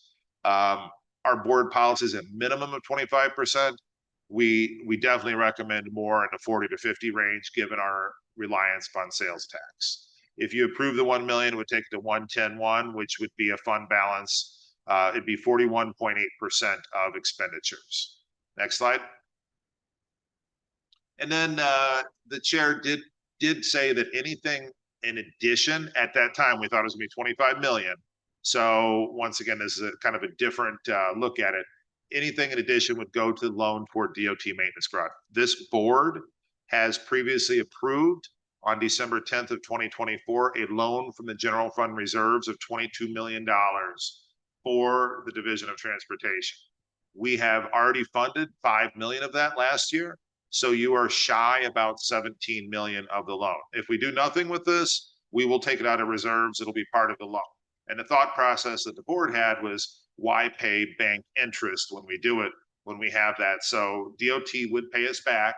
And the thought process is, if we could use some of the surplus to pay for this loan, then in future years, when maybe the budget gets more tight, they will be paying us back at that point. So that's a decision for the board. Next slide. So it's, before I go into this, let's go back. I want to go back a couple of slides if we could, because if we can go back to one more, this one. I just want to go into a little bit of a discussion here on the Sustainability Initiative Fund. So first group there, food insecurity. If we put the $1 million from the chair's recommending from the surplus, we would have 3 million in food insecurity, which we would have set aside. We know that's probably one of the biggest pressures we've got in our budget. What I really want to talk about is the next item, the food infrastructure plan, 2.5 million. This was, if you remember in the chair's budget, she recommended a grant, 2.5 million for loaves and fishes. And I will tell you, because of this 2.5 million promise from the chair's budget, they were able to get a $5 million additional grant from Endeavor Health. And so, and 3 million of that, or 3.5 million of that, is going to go toward the improving the infrastructure. So because of the $2.5 million guarantee we did, they got another 5 million. So it made a big difference. They are well on their way to the Hub 2.0, which would be it would not only benefit loaves and fishes, but it is meant to benefit all of the food pantries across DuPage County. And that's going to be a transformational change with that. You also have, as part of the chair recommended surplus, the 5 million within affordable housing to make that 10 million. And then we talked about the unknown for community sustainability, the unknown for some of the federal funding. And that would be primarily community services and WorkNet. We don't know what we don't know. And the thought process is, hopefully at the end of this year, this money is still sitting here. But if for some reason, I know they're working on some of the CRs again this month. If for some reason they are reduced, you guys have some options in here, but hopefully we don't need a single penny of it. And we have it reserved in case if we do, and that's the purpose of this. So if you want to go back to that last slide. Okay. So as we said before, total surplus was 34.7. Chair recommended 25 million. We went through those projects. There's 9.7 million that this board needs to have some discussions on. Once again, I just reminding you, cannot be used for operational, used for capital or one time. And then we have a little bit of time. We do not have to decide right now for the 9.7. You have it through February, but we do have to get it lined out. What we've given you to the right is we've given you a couple ideas out there. The ones in yellow are kind of where we're at, just for where we think are really good points. And let me kind of go through those. So DOT maintenance garage, as I said, is an obligation that the board has already made. And the more we can give them toward that loan, the more pressure it takes off future budget years. Tort liability. Unfortunately, we've spent some tort liability with the county clerk case that has been going on. And so that fund needs to be replenished. And this covers obviously that, anything in the future. I think it's, a good business practice to put that money in there because we are self-insured. We have to pay for all of our liability ourselves. Any settlement cases, in the case of the clerk, we have to pay for the legal expenses. And then the Historical Museum, that's an interesting one because this is a building that some of you may not realize we own in downtown Wheaton. We own the building. We all own all the artifacts on it. I've talked to, and Wheaton Park District runs that building for us. And the only reason I'm putting that up there is they have agreed, even though we own the building, they have agreed to match 10% out of their funds for any capital for that building. Total capital needs are probably in the $2 million range, but this just slowly chips away at some of the tuck pointing windows, roof, things like that. And if we put 500, they would put an additional 50,000. And that's a thought. Some other ideas, we just kind of, other obligations out there. We know down the line, finance ERP, after we get done with the HR ERP, we have a good portion of that funded. We don't know what it is. We have to bid it. That's coming up. We all know the parking decks. I've been saying that for probably 10 years. We've brought that way down. We've done it over time. It was over 20 million. We're down to 10 million. We've heard from the Regional Office of Education for her Center for Student Success. Unfortunately, that one building fell through for the purchase of it. And we are currently looking for other buildings. That is an obligation. If we don't do anything, that would be a loan out of the reserves. We can always add more to reserves. You have the vehicle replacement fund out there as an option. That's always a good one to add to because every year we probably go through about 1 million to 1.2 million in vehicles. And then the remaining funding portion of Hinsdale Lake Terrace for the sidewalks would be 1.75 million. I am sure I've talked to a number of board members with some good ideas. There's many other options out there. So at that, I guess open it however you want to do it. Okay, well, I think what I'd like to do before, I want to see if there's any questions on the chair's recommendations for the surplus. Is there any questions on any of the chairs? Member LaPlante. Do you mean this? Thank you, Chair. Do you mean this slide right here? It's the 25 million that is the chair recommendation. So that's the ones that were just. So let's go back to the very beginning. Yeah, go back to the beginning. Okay, well, I have a question about the ROE building. So do you want me to hold that? Hold that, please, for right now, if you don't mind. No problem. Okay. Is there any questions then on the chair recommendation? Let's go back a little bit more. One more. All right. These have all been discussed multiple times. Right. And the 25 million has been vetted continuously. So I think this was the list you were talking about, Chair. This is the list, yes. So this is a 25 million, as Nick just said. We've discussed this quite a few times at this point in time. So I think there's quite a discussion. Member Zay, you have a question? Yeah, on the Sustainability Initiative Fund.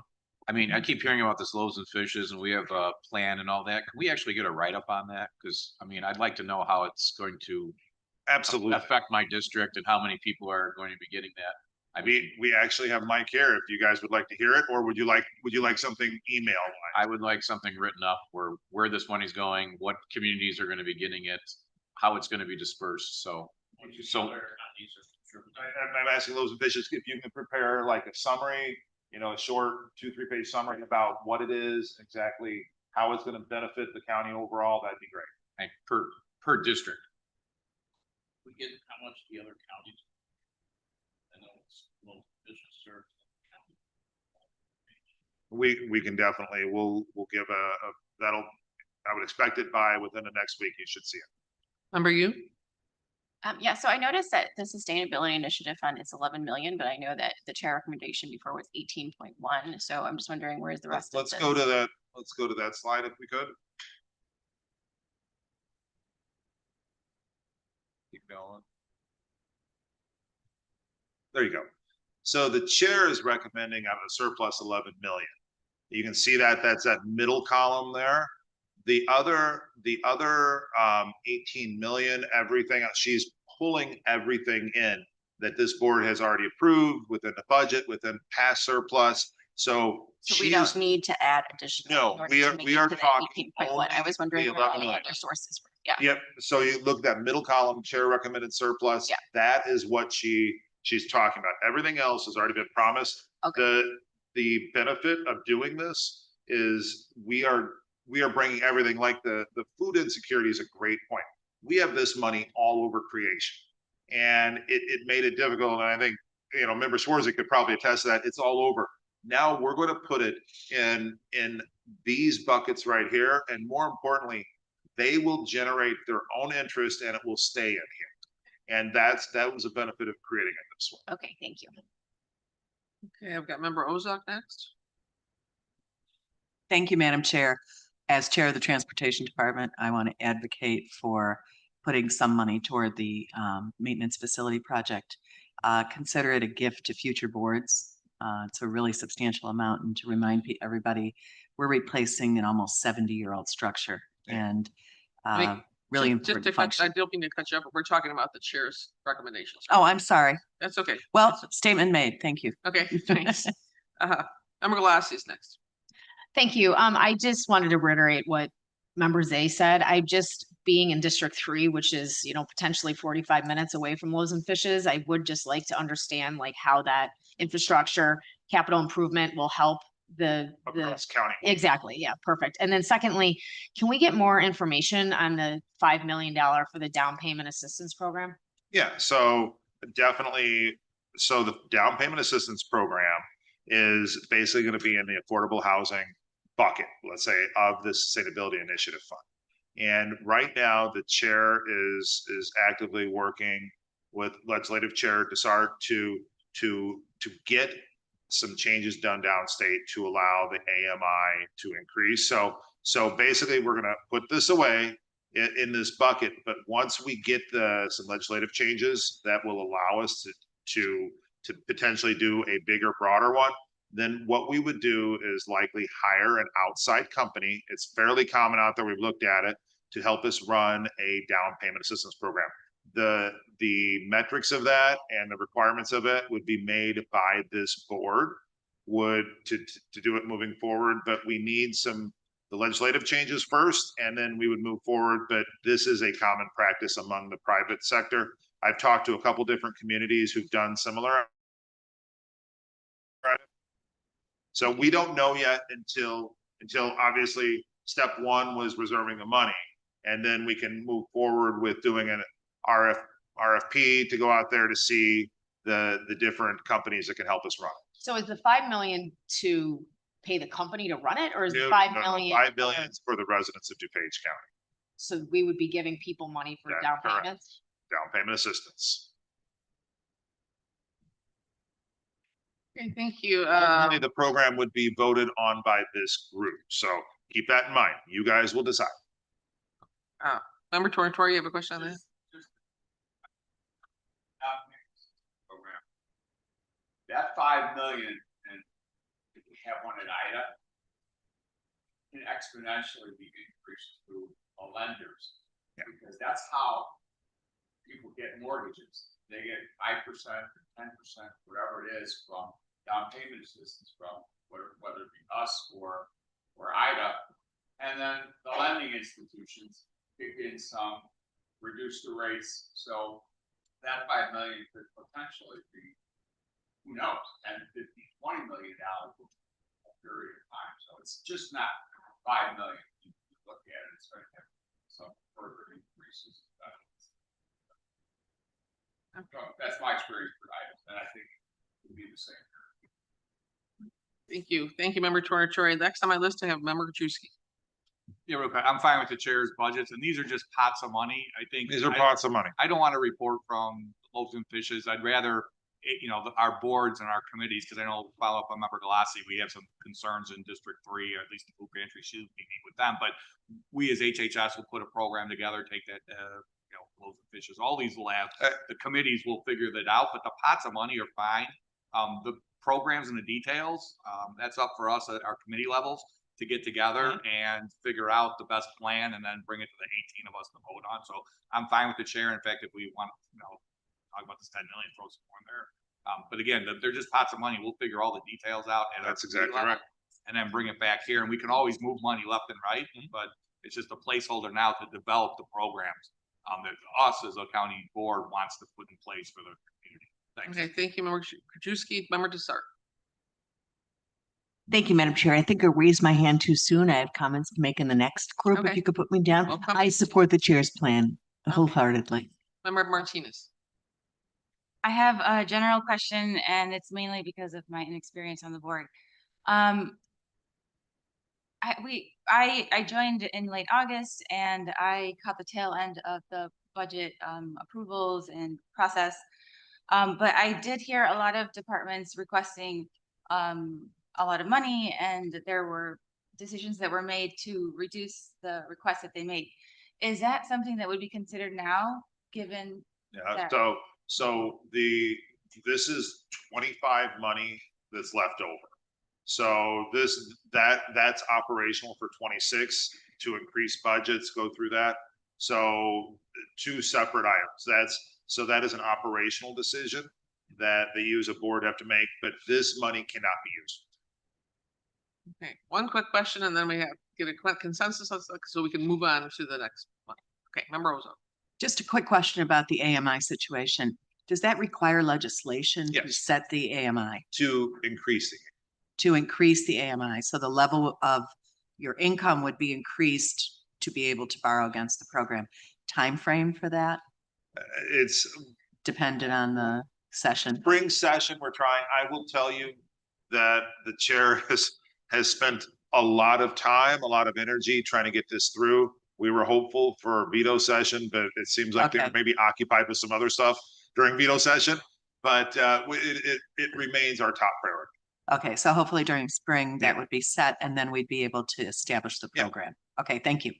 All right, thank you. Okay, so moving on, I want to see if we can get a consensus. I do agree with Member Krajewski that I think all this will be done in committees. So I think that I trust that Loaves and Fishes will get Member Zay and Member Galassi the information that you require. So what I'm asking now is a show of hands for consensus on the chair's recommendations for the surplus money of 25 million.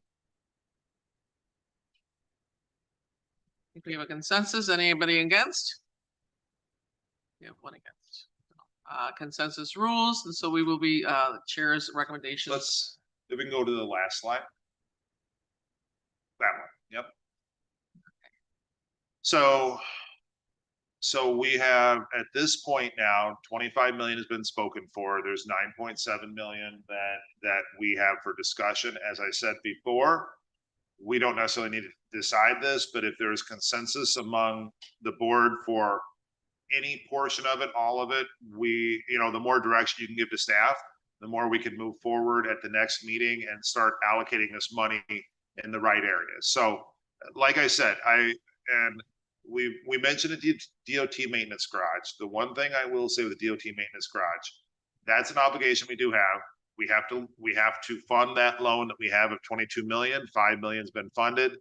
And anything that we do put toward this will benefit future budget years, because our thought internally from a financial side is that 28, 29, 30 might be a little bit more difficult as we move forward.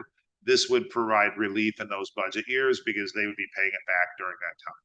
So that being said, that tort liability and historical museum would be our thoughts for some of it, but this is your decision.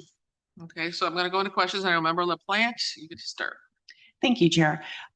Two things. So the first about the ROE Center, I'm sorry to hear that building fell through. We've only had that discussion in executive session, and I would like to have that discussion moved to regular session so that in the interest of full transparency. And I know that we had, I believe, a different number set aside when we discussed it in executive session. So I just want to make sure and understand why it's a different number now. I can actually tell you, the Right. reason why it's a different number is that was the portion that you as a board were going to do it. If you remember, there was a large portion that ROE was going to fund as well, and they were making up the difference. That is purely what the board said, yes, we can move forward. We can talk about an open session now because that particular one is off the table. I thought it was 4 million. It was like 4.3, but they Yeah. were paying the rest of it. Okay. Or we All was right. paying the rest of All right, so before we move on that, I really want that to Yeah. be discussed openly. And then back to the DuPage maintenance garage. Look, I'm hearing like contrasting things or conflicting things. I'm hearing we don't know what's coming. We have to be really careful with our funding. And then let's spend it now so we can, relieve some of the future board decisions. But I really think that we should be very judicious with our budgeting right now because we're going to have to be making up for shortfalls because of the decimations at the federal level. And this is where we're really going to have to step in. And I just don't, my 2 cents, I think we should be careful with that money and not be thinking necessarily of offsetting something in a few years. We have so many needs right now that are urgent, and the political landscape is changing in terms of funding by the day. I mean, just probably something has changed since I just finished my last sentence. So I just think that we have to keep a really close eye on making sure that we're protecting everyone currently and right now. Thank you. Okay, next I have on the list, Member Dessert. Thank you, Madam Chair. Most of you know that I'm passionate about this. This board voted or gave a consensus to use the small nonprofit grant dollars toward food insecurity. And I get that. It was almost unanimous, except for me, because I believe that money does so much good in our communities. Dress for Success, job training, all the different ways our districts spent that money within our communities. I really believe in that. So since we already have money in the chair's budget designated toward food insecurity, I'm wondering if some of this money could go back to the small nonprofit grants, because it's only January and I've already heard from 3 different organizations saying we really need this money and here's why. So I've been passionate about that small nonprofit grant money. Is there a way that we could use some of this money since food insecurity is already covered in the chair's budget? Thank you. So the one thing I will say on that one, just so you know, the small nonprofit grants, that money was paid out of ARPA interest. That money has not been moved out of ARPA interest yet for that. You guys, as a consensus, you guys said you want to move it, but that money has not been moved yet. So what you're saying is we could still use it for the small nonprofit It's within grants. ARPA interest. That is the purview of the board. Okay, thank you. Okay, I just want to say to this board, I hope you'll consider. Thank you. okay, going in order who I saw, Vice Chair Cahill. Thank you very much, Madam Chair. We have had a couple meetings regarding the surplus options. And I do believe that the 1.5 million for tort liability is important. And I would like to see that money go into tort liability. The clerk's expenses now are almost $300,000 and we're still not finished. So the taxpayers have had to fund that amount. And that was unexpected. And we just need to make sure that we can pay this going forward. So I would support that 1.5 million. The other items I spoke to Nick about, I thought to myself, what about paying down debt? Why can't we take this money and pay down debt on our books? Let's be conservative here. And I was told by our CFO and by Nick that we cannot do that because the debt we have right now has a prepayment clause that we will get penalized for prepaying it. And so we cannot pay down any debt that's on the books. The second question I said from a fiscally conservative point of view is that, okay, why can't we pay down some of our future obligations for pension benefits, that we must pay? And the CFO also informed me that we are almost fully funded at IMRF, that we have our obligations on the books. We are really where we need to be and that we should not be paying any additional amount there. And then I also brought up, what about a property tax abatement? And can we do something like that? But again, I didn't like that idea because that would be based on 2026 property taxes. We don't know what's happening in 2026. This is our 2025 surplus. So all those items, in my mind, did not work. So, and I know that Nick is talking about the DuDOT maintenance garage. My gut feeling is I know we have approved that and we are going to fund that, but we can as easily take it out of reserves as we can a special account if we transferred it over. So my recommendation would be to take the surplus and put it into reserves. And there it is. We can always use it for something. We don't have to dig up ideas that we might need to do right now. We can just put it in reserves. And when we need it and this board decides to move it out of reserves for the necessary options, then we do that. So that's what I would support. Okay, thank you, Vice Chair Cahill. Next one I have is Member Ozark. Thank you, Madam Chair. I understand Member Cahill's point, and I can agree with most of it, except I think we should probably allocate $4 million toward the maintenance garage. I think by doing that, it reduces, it's about 18% of the 22 million. And again, it's a gift to future boards. We don't know where we may be in 2 or 3 years. And we're looking at a long-term project here. And again, replacing a set of structures that's almost 70 years old and really critical to one of our major efforts that we do in the county. So I would propose $4 million toward the potential loan or the future loan. The important thing is it's a loan. So if you give anything to them out of this, it is a loan to them that they must pay us back. Right, but down the road. Yeah. Thank you, Member Ozog. I have Member you next. Thank you, Madam Chair. So one of my concerns is something that you mentioned before about human services and WorkNet and how that's a lot of federal funding that we are really reliant upon.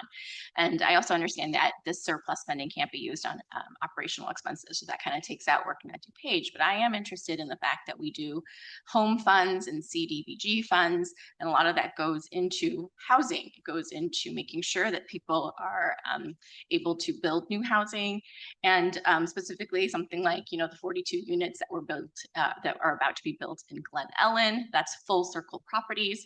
So I really am interested in seeing if we can provide more money into the additional, into the housing affordability fund, right? That's an enterprise fund that we could, even another million, another 2.5 million, another 3 million, whatever it would be helpful, I think.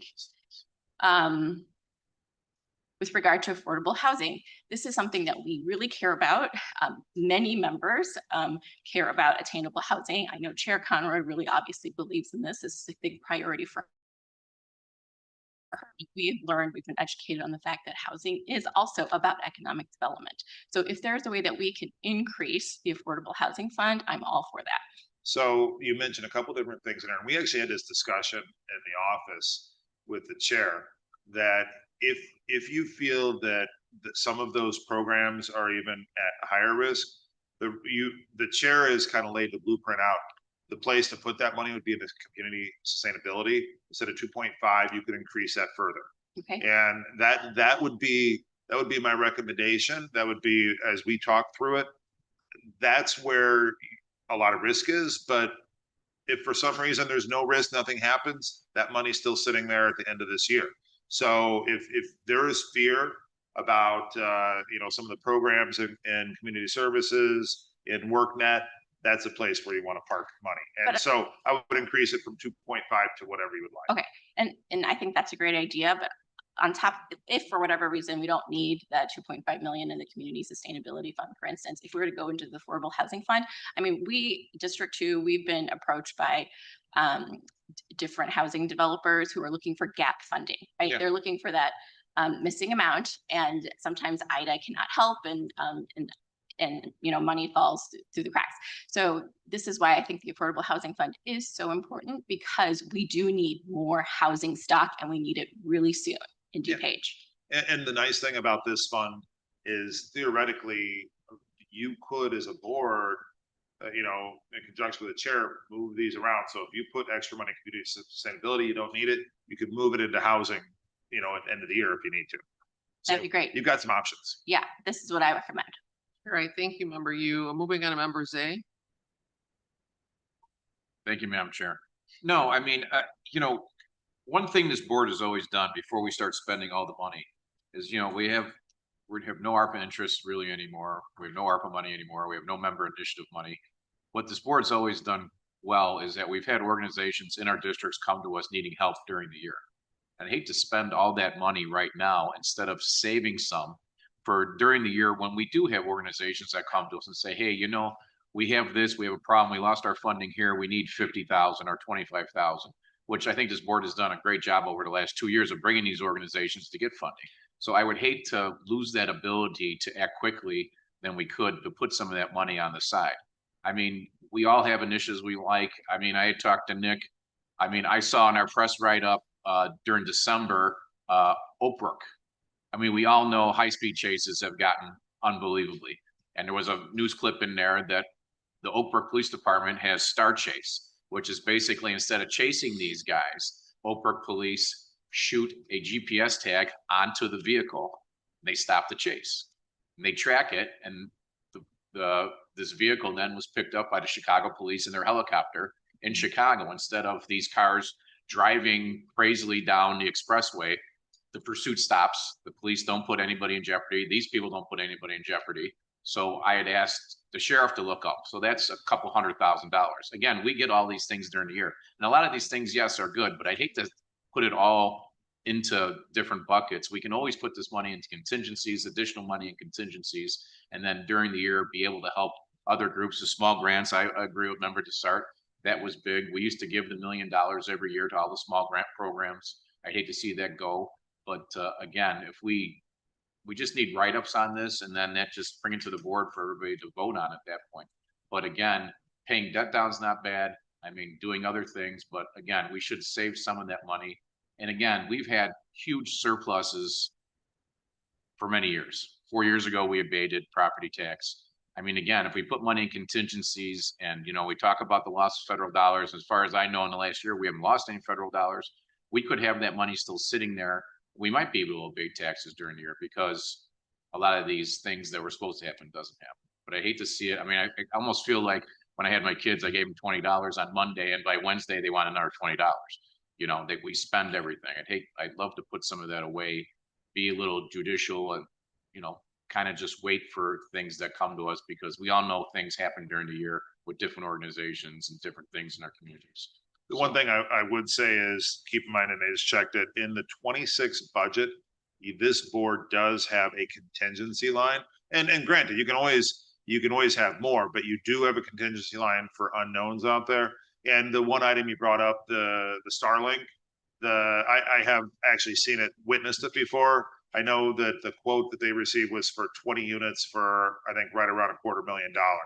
So that's a tracking vehicle. So that is an option as well.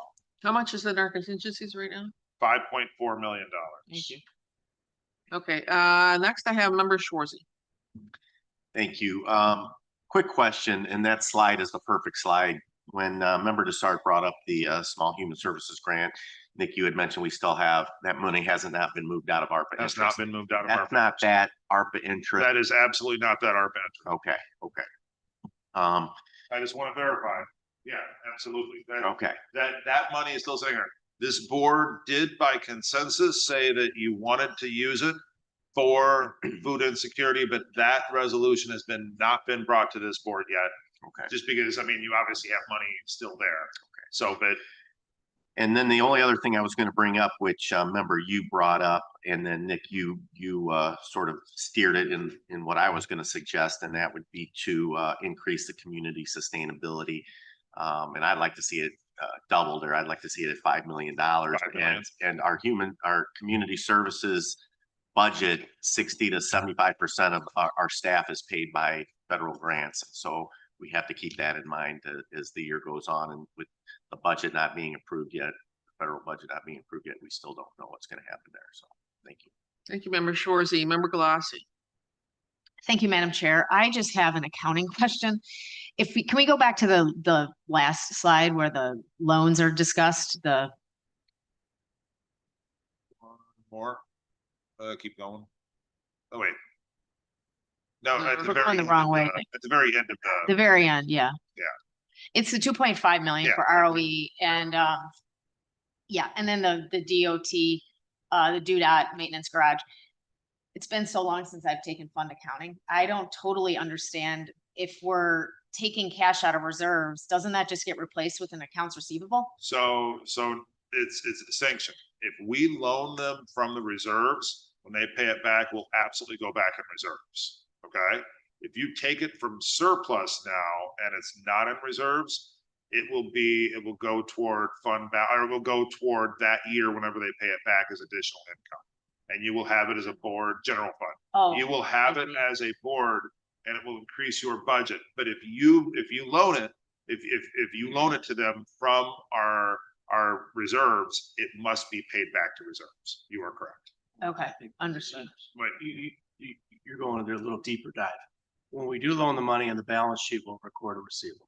Yeah. Yeah. Okay. And we'll- I just didn't understand that you just explained it so that we can use it in general fund as opposed to That's contingency. Yeah, and we have done this before. I mean, it's been done multiple times over the years with different structures here. When we did neutral exchange, we did it. When we built out some ROE things over in judicial, over animal services, we've done it. And you know what? It's a great use of our reserves because rather than pay interest to the banks. But can't we just move reserves to use for general fund purposes? If we- You can, you So absolutely can do it.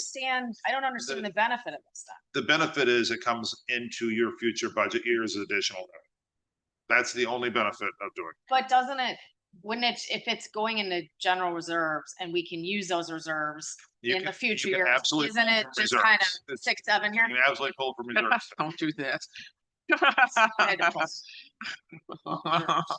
Yeah, I mean, I personally I'd rather just, to me, you just put it in reserves. I mean, we're gonna get the money back regardless. It's still an accounts receivable. It's a loan. It's not an expenditure, so. I know we've got board coming on. We do. Good, a couple things from what I've heard, the one thing, let's go, the 2.5 million additional in sustainability. Is that the will of finance to move forward or not? Okay, can we get a consensus on the 2.5 million additional to go into sustainability? Raise your hands if you're in.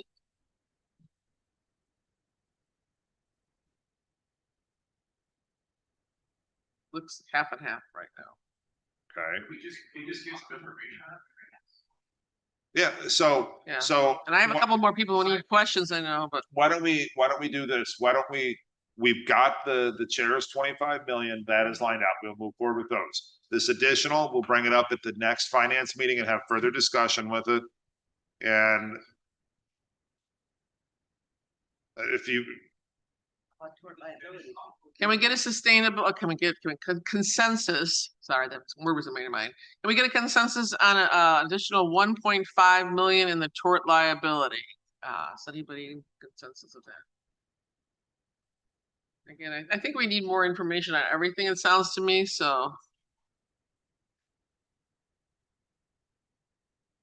We have the chair, we have the county board starting at 10 and it's already 10, so. Well, we're not quite done, but good, good try.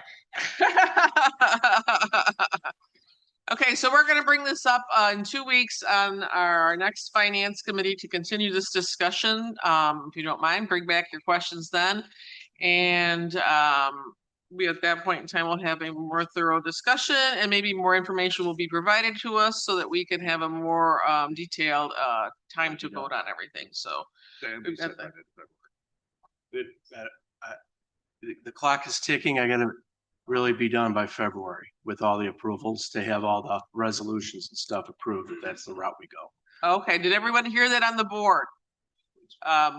Jeff just said that he has to have a vote by our next finance meeting because he has to have everything in by February 1st on these resolutions. well, we actually have 2 finance meetings. We need to run these resolutions at the last set of meetings in February. So by the end of February, that is the final time that we can do this. So you Okay. guys have 2 more finance to talk Okay. about it, but it just has to be lined out. Got it, okay. Does anybody want to do a special call meeting? Can we get a consensus on that? I'm gonna go with a no.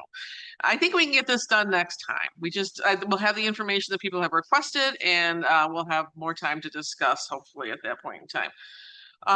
Okay, so moving on to any old business. Anybody have any old business? Member Krajewski? You guys went really quickly through that appointments, whether you do it now or board meeting, but with regards to the increase in compensation for the county board tax review, I mean, we're increasing their salaries to more than this county board. But I was working with Jason before we looked at this and also with the state's attorney's office regarding, and it didn't say in there, not so sure I can worry about the compensation, but is it still IMRF and is it still health insurance? Because in talking to the old supervisor, these positions were not working 1,000 hours, but yet they were IMRF, which didn't qualify because they didn't work over 1,000 hours. Jason said that they were going to be changing this instead of bringing it up at that time once the new people were appointed. Again, they didn't work anywhere near 1,000 hours. At least our HR director said, the old HR director said, well, we can't find anybody, so we did it anyways because they wanted it. But legally, they have to work over 1,000 hours. I mean, we fill these time reports out back here for it to be IMRF. Is it still IMRF? Is it still health insurance? I'm looking at Chris Clevenger of HR to see if she comes up with a zero quick out answer. there. Like if you click that button for the public, there's nothing there. There's zero. There's zero out there. So if you click on our agenda for the public, there's no write up. There's no nothing out there. For the resolution. Yeah, there's for there's the nothing. We got an increases? email. Remember, Zay just forwarded me the email. But there, if you click on the link, there's zero out there for the public. Blank. I didn't notice it because I guess I read the email, so I didn't realize there So, wasn't anything. yeah, I came up for the IMRF. So at some point, I'm sure in time that IMRF qualified these positions. So. Well, they never asked. I mean, we have to certify as a board. And when I talked to the old supervisors, she said that 3 of those people, now there's new people that never worked anywhere near 1,000 hours for the job they do. But they couldn't find people. That's why our old HR director said it that way. But Jason was working on that. I probably talked to you, the state's attorneys, and we were going to fix it. So I didn't see any write up here, so I don't know. I saw the salaries, but is it still IMRF? Is it still health insurance?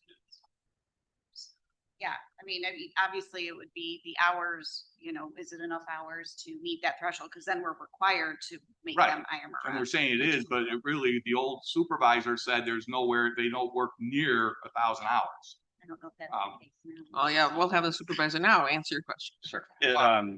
Yeah, but the state's attorneys looked at that. They were all supposed to fix it when these new people got, and like I said, there was no write up in there. Okay. I can't speak to what it was before. I know that Helen before used to say, did say that it was not close to that discussion as far as the work that has increased over the last like year or so regarding the work at the State Property Tax Appeal Board that we call PTAB. The volume of work that has increased over the last year to year and a half has increased significantly. And it used to be kind of just timing where it was a few months during the summer outside of board review session. And it's changed over the last year where it is every month we have property tax appeal board hearings now. And there is a lot of work that goes into it that our board review. I mean, I see the reports from the 4 people down here and, you know, you're barely getting over 1,000 hours and all the work that we do as county board members. I don't see how, and talking to the local assessors, they all agree that that is not 1,000 hours. Now, are they going to be required to fill time reports out to show that they're here, that they're doing it? Because again, you know, I had a long argument with Jason because he even agreed. They all agreed. Helen, the person that's nowhere near 1,000 hours yet, they have to work 1,000 hours to be IMRF certified. We've already voted on it. Sorry, was voted on. Came through. I understand that, but we could get more information maybe by next meeting. And there's nothing out there. Okay, order. Hold on, one at a time. One at a time. Yeah, I'm just saying that, you know, that was supposed to be changed, and that's what Jason was working on with the state's attorney, saying that when these new people got appointed, the resolution was going to be brought forward saying it was not health insurance or. I guess what we're going to ask for, can we get more information on this? It's already been voted on, but maybe so we can provide to the board at the next meeting, please. We'll definitely get more. Thank you. Okay, any other old business today? Any new business? We have a motion to adjourn. Okay.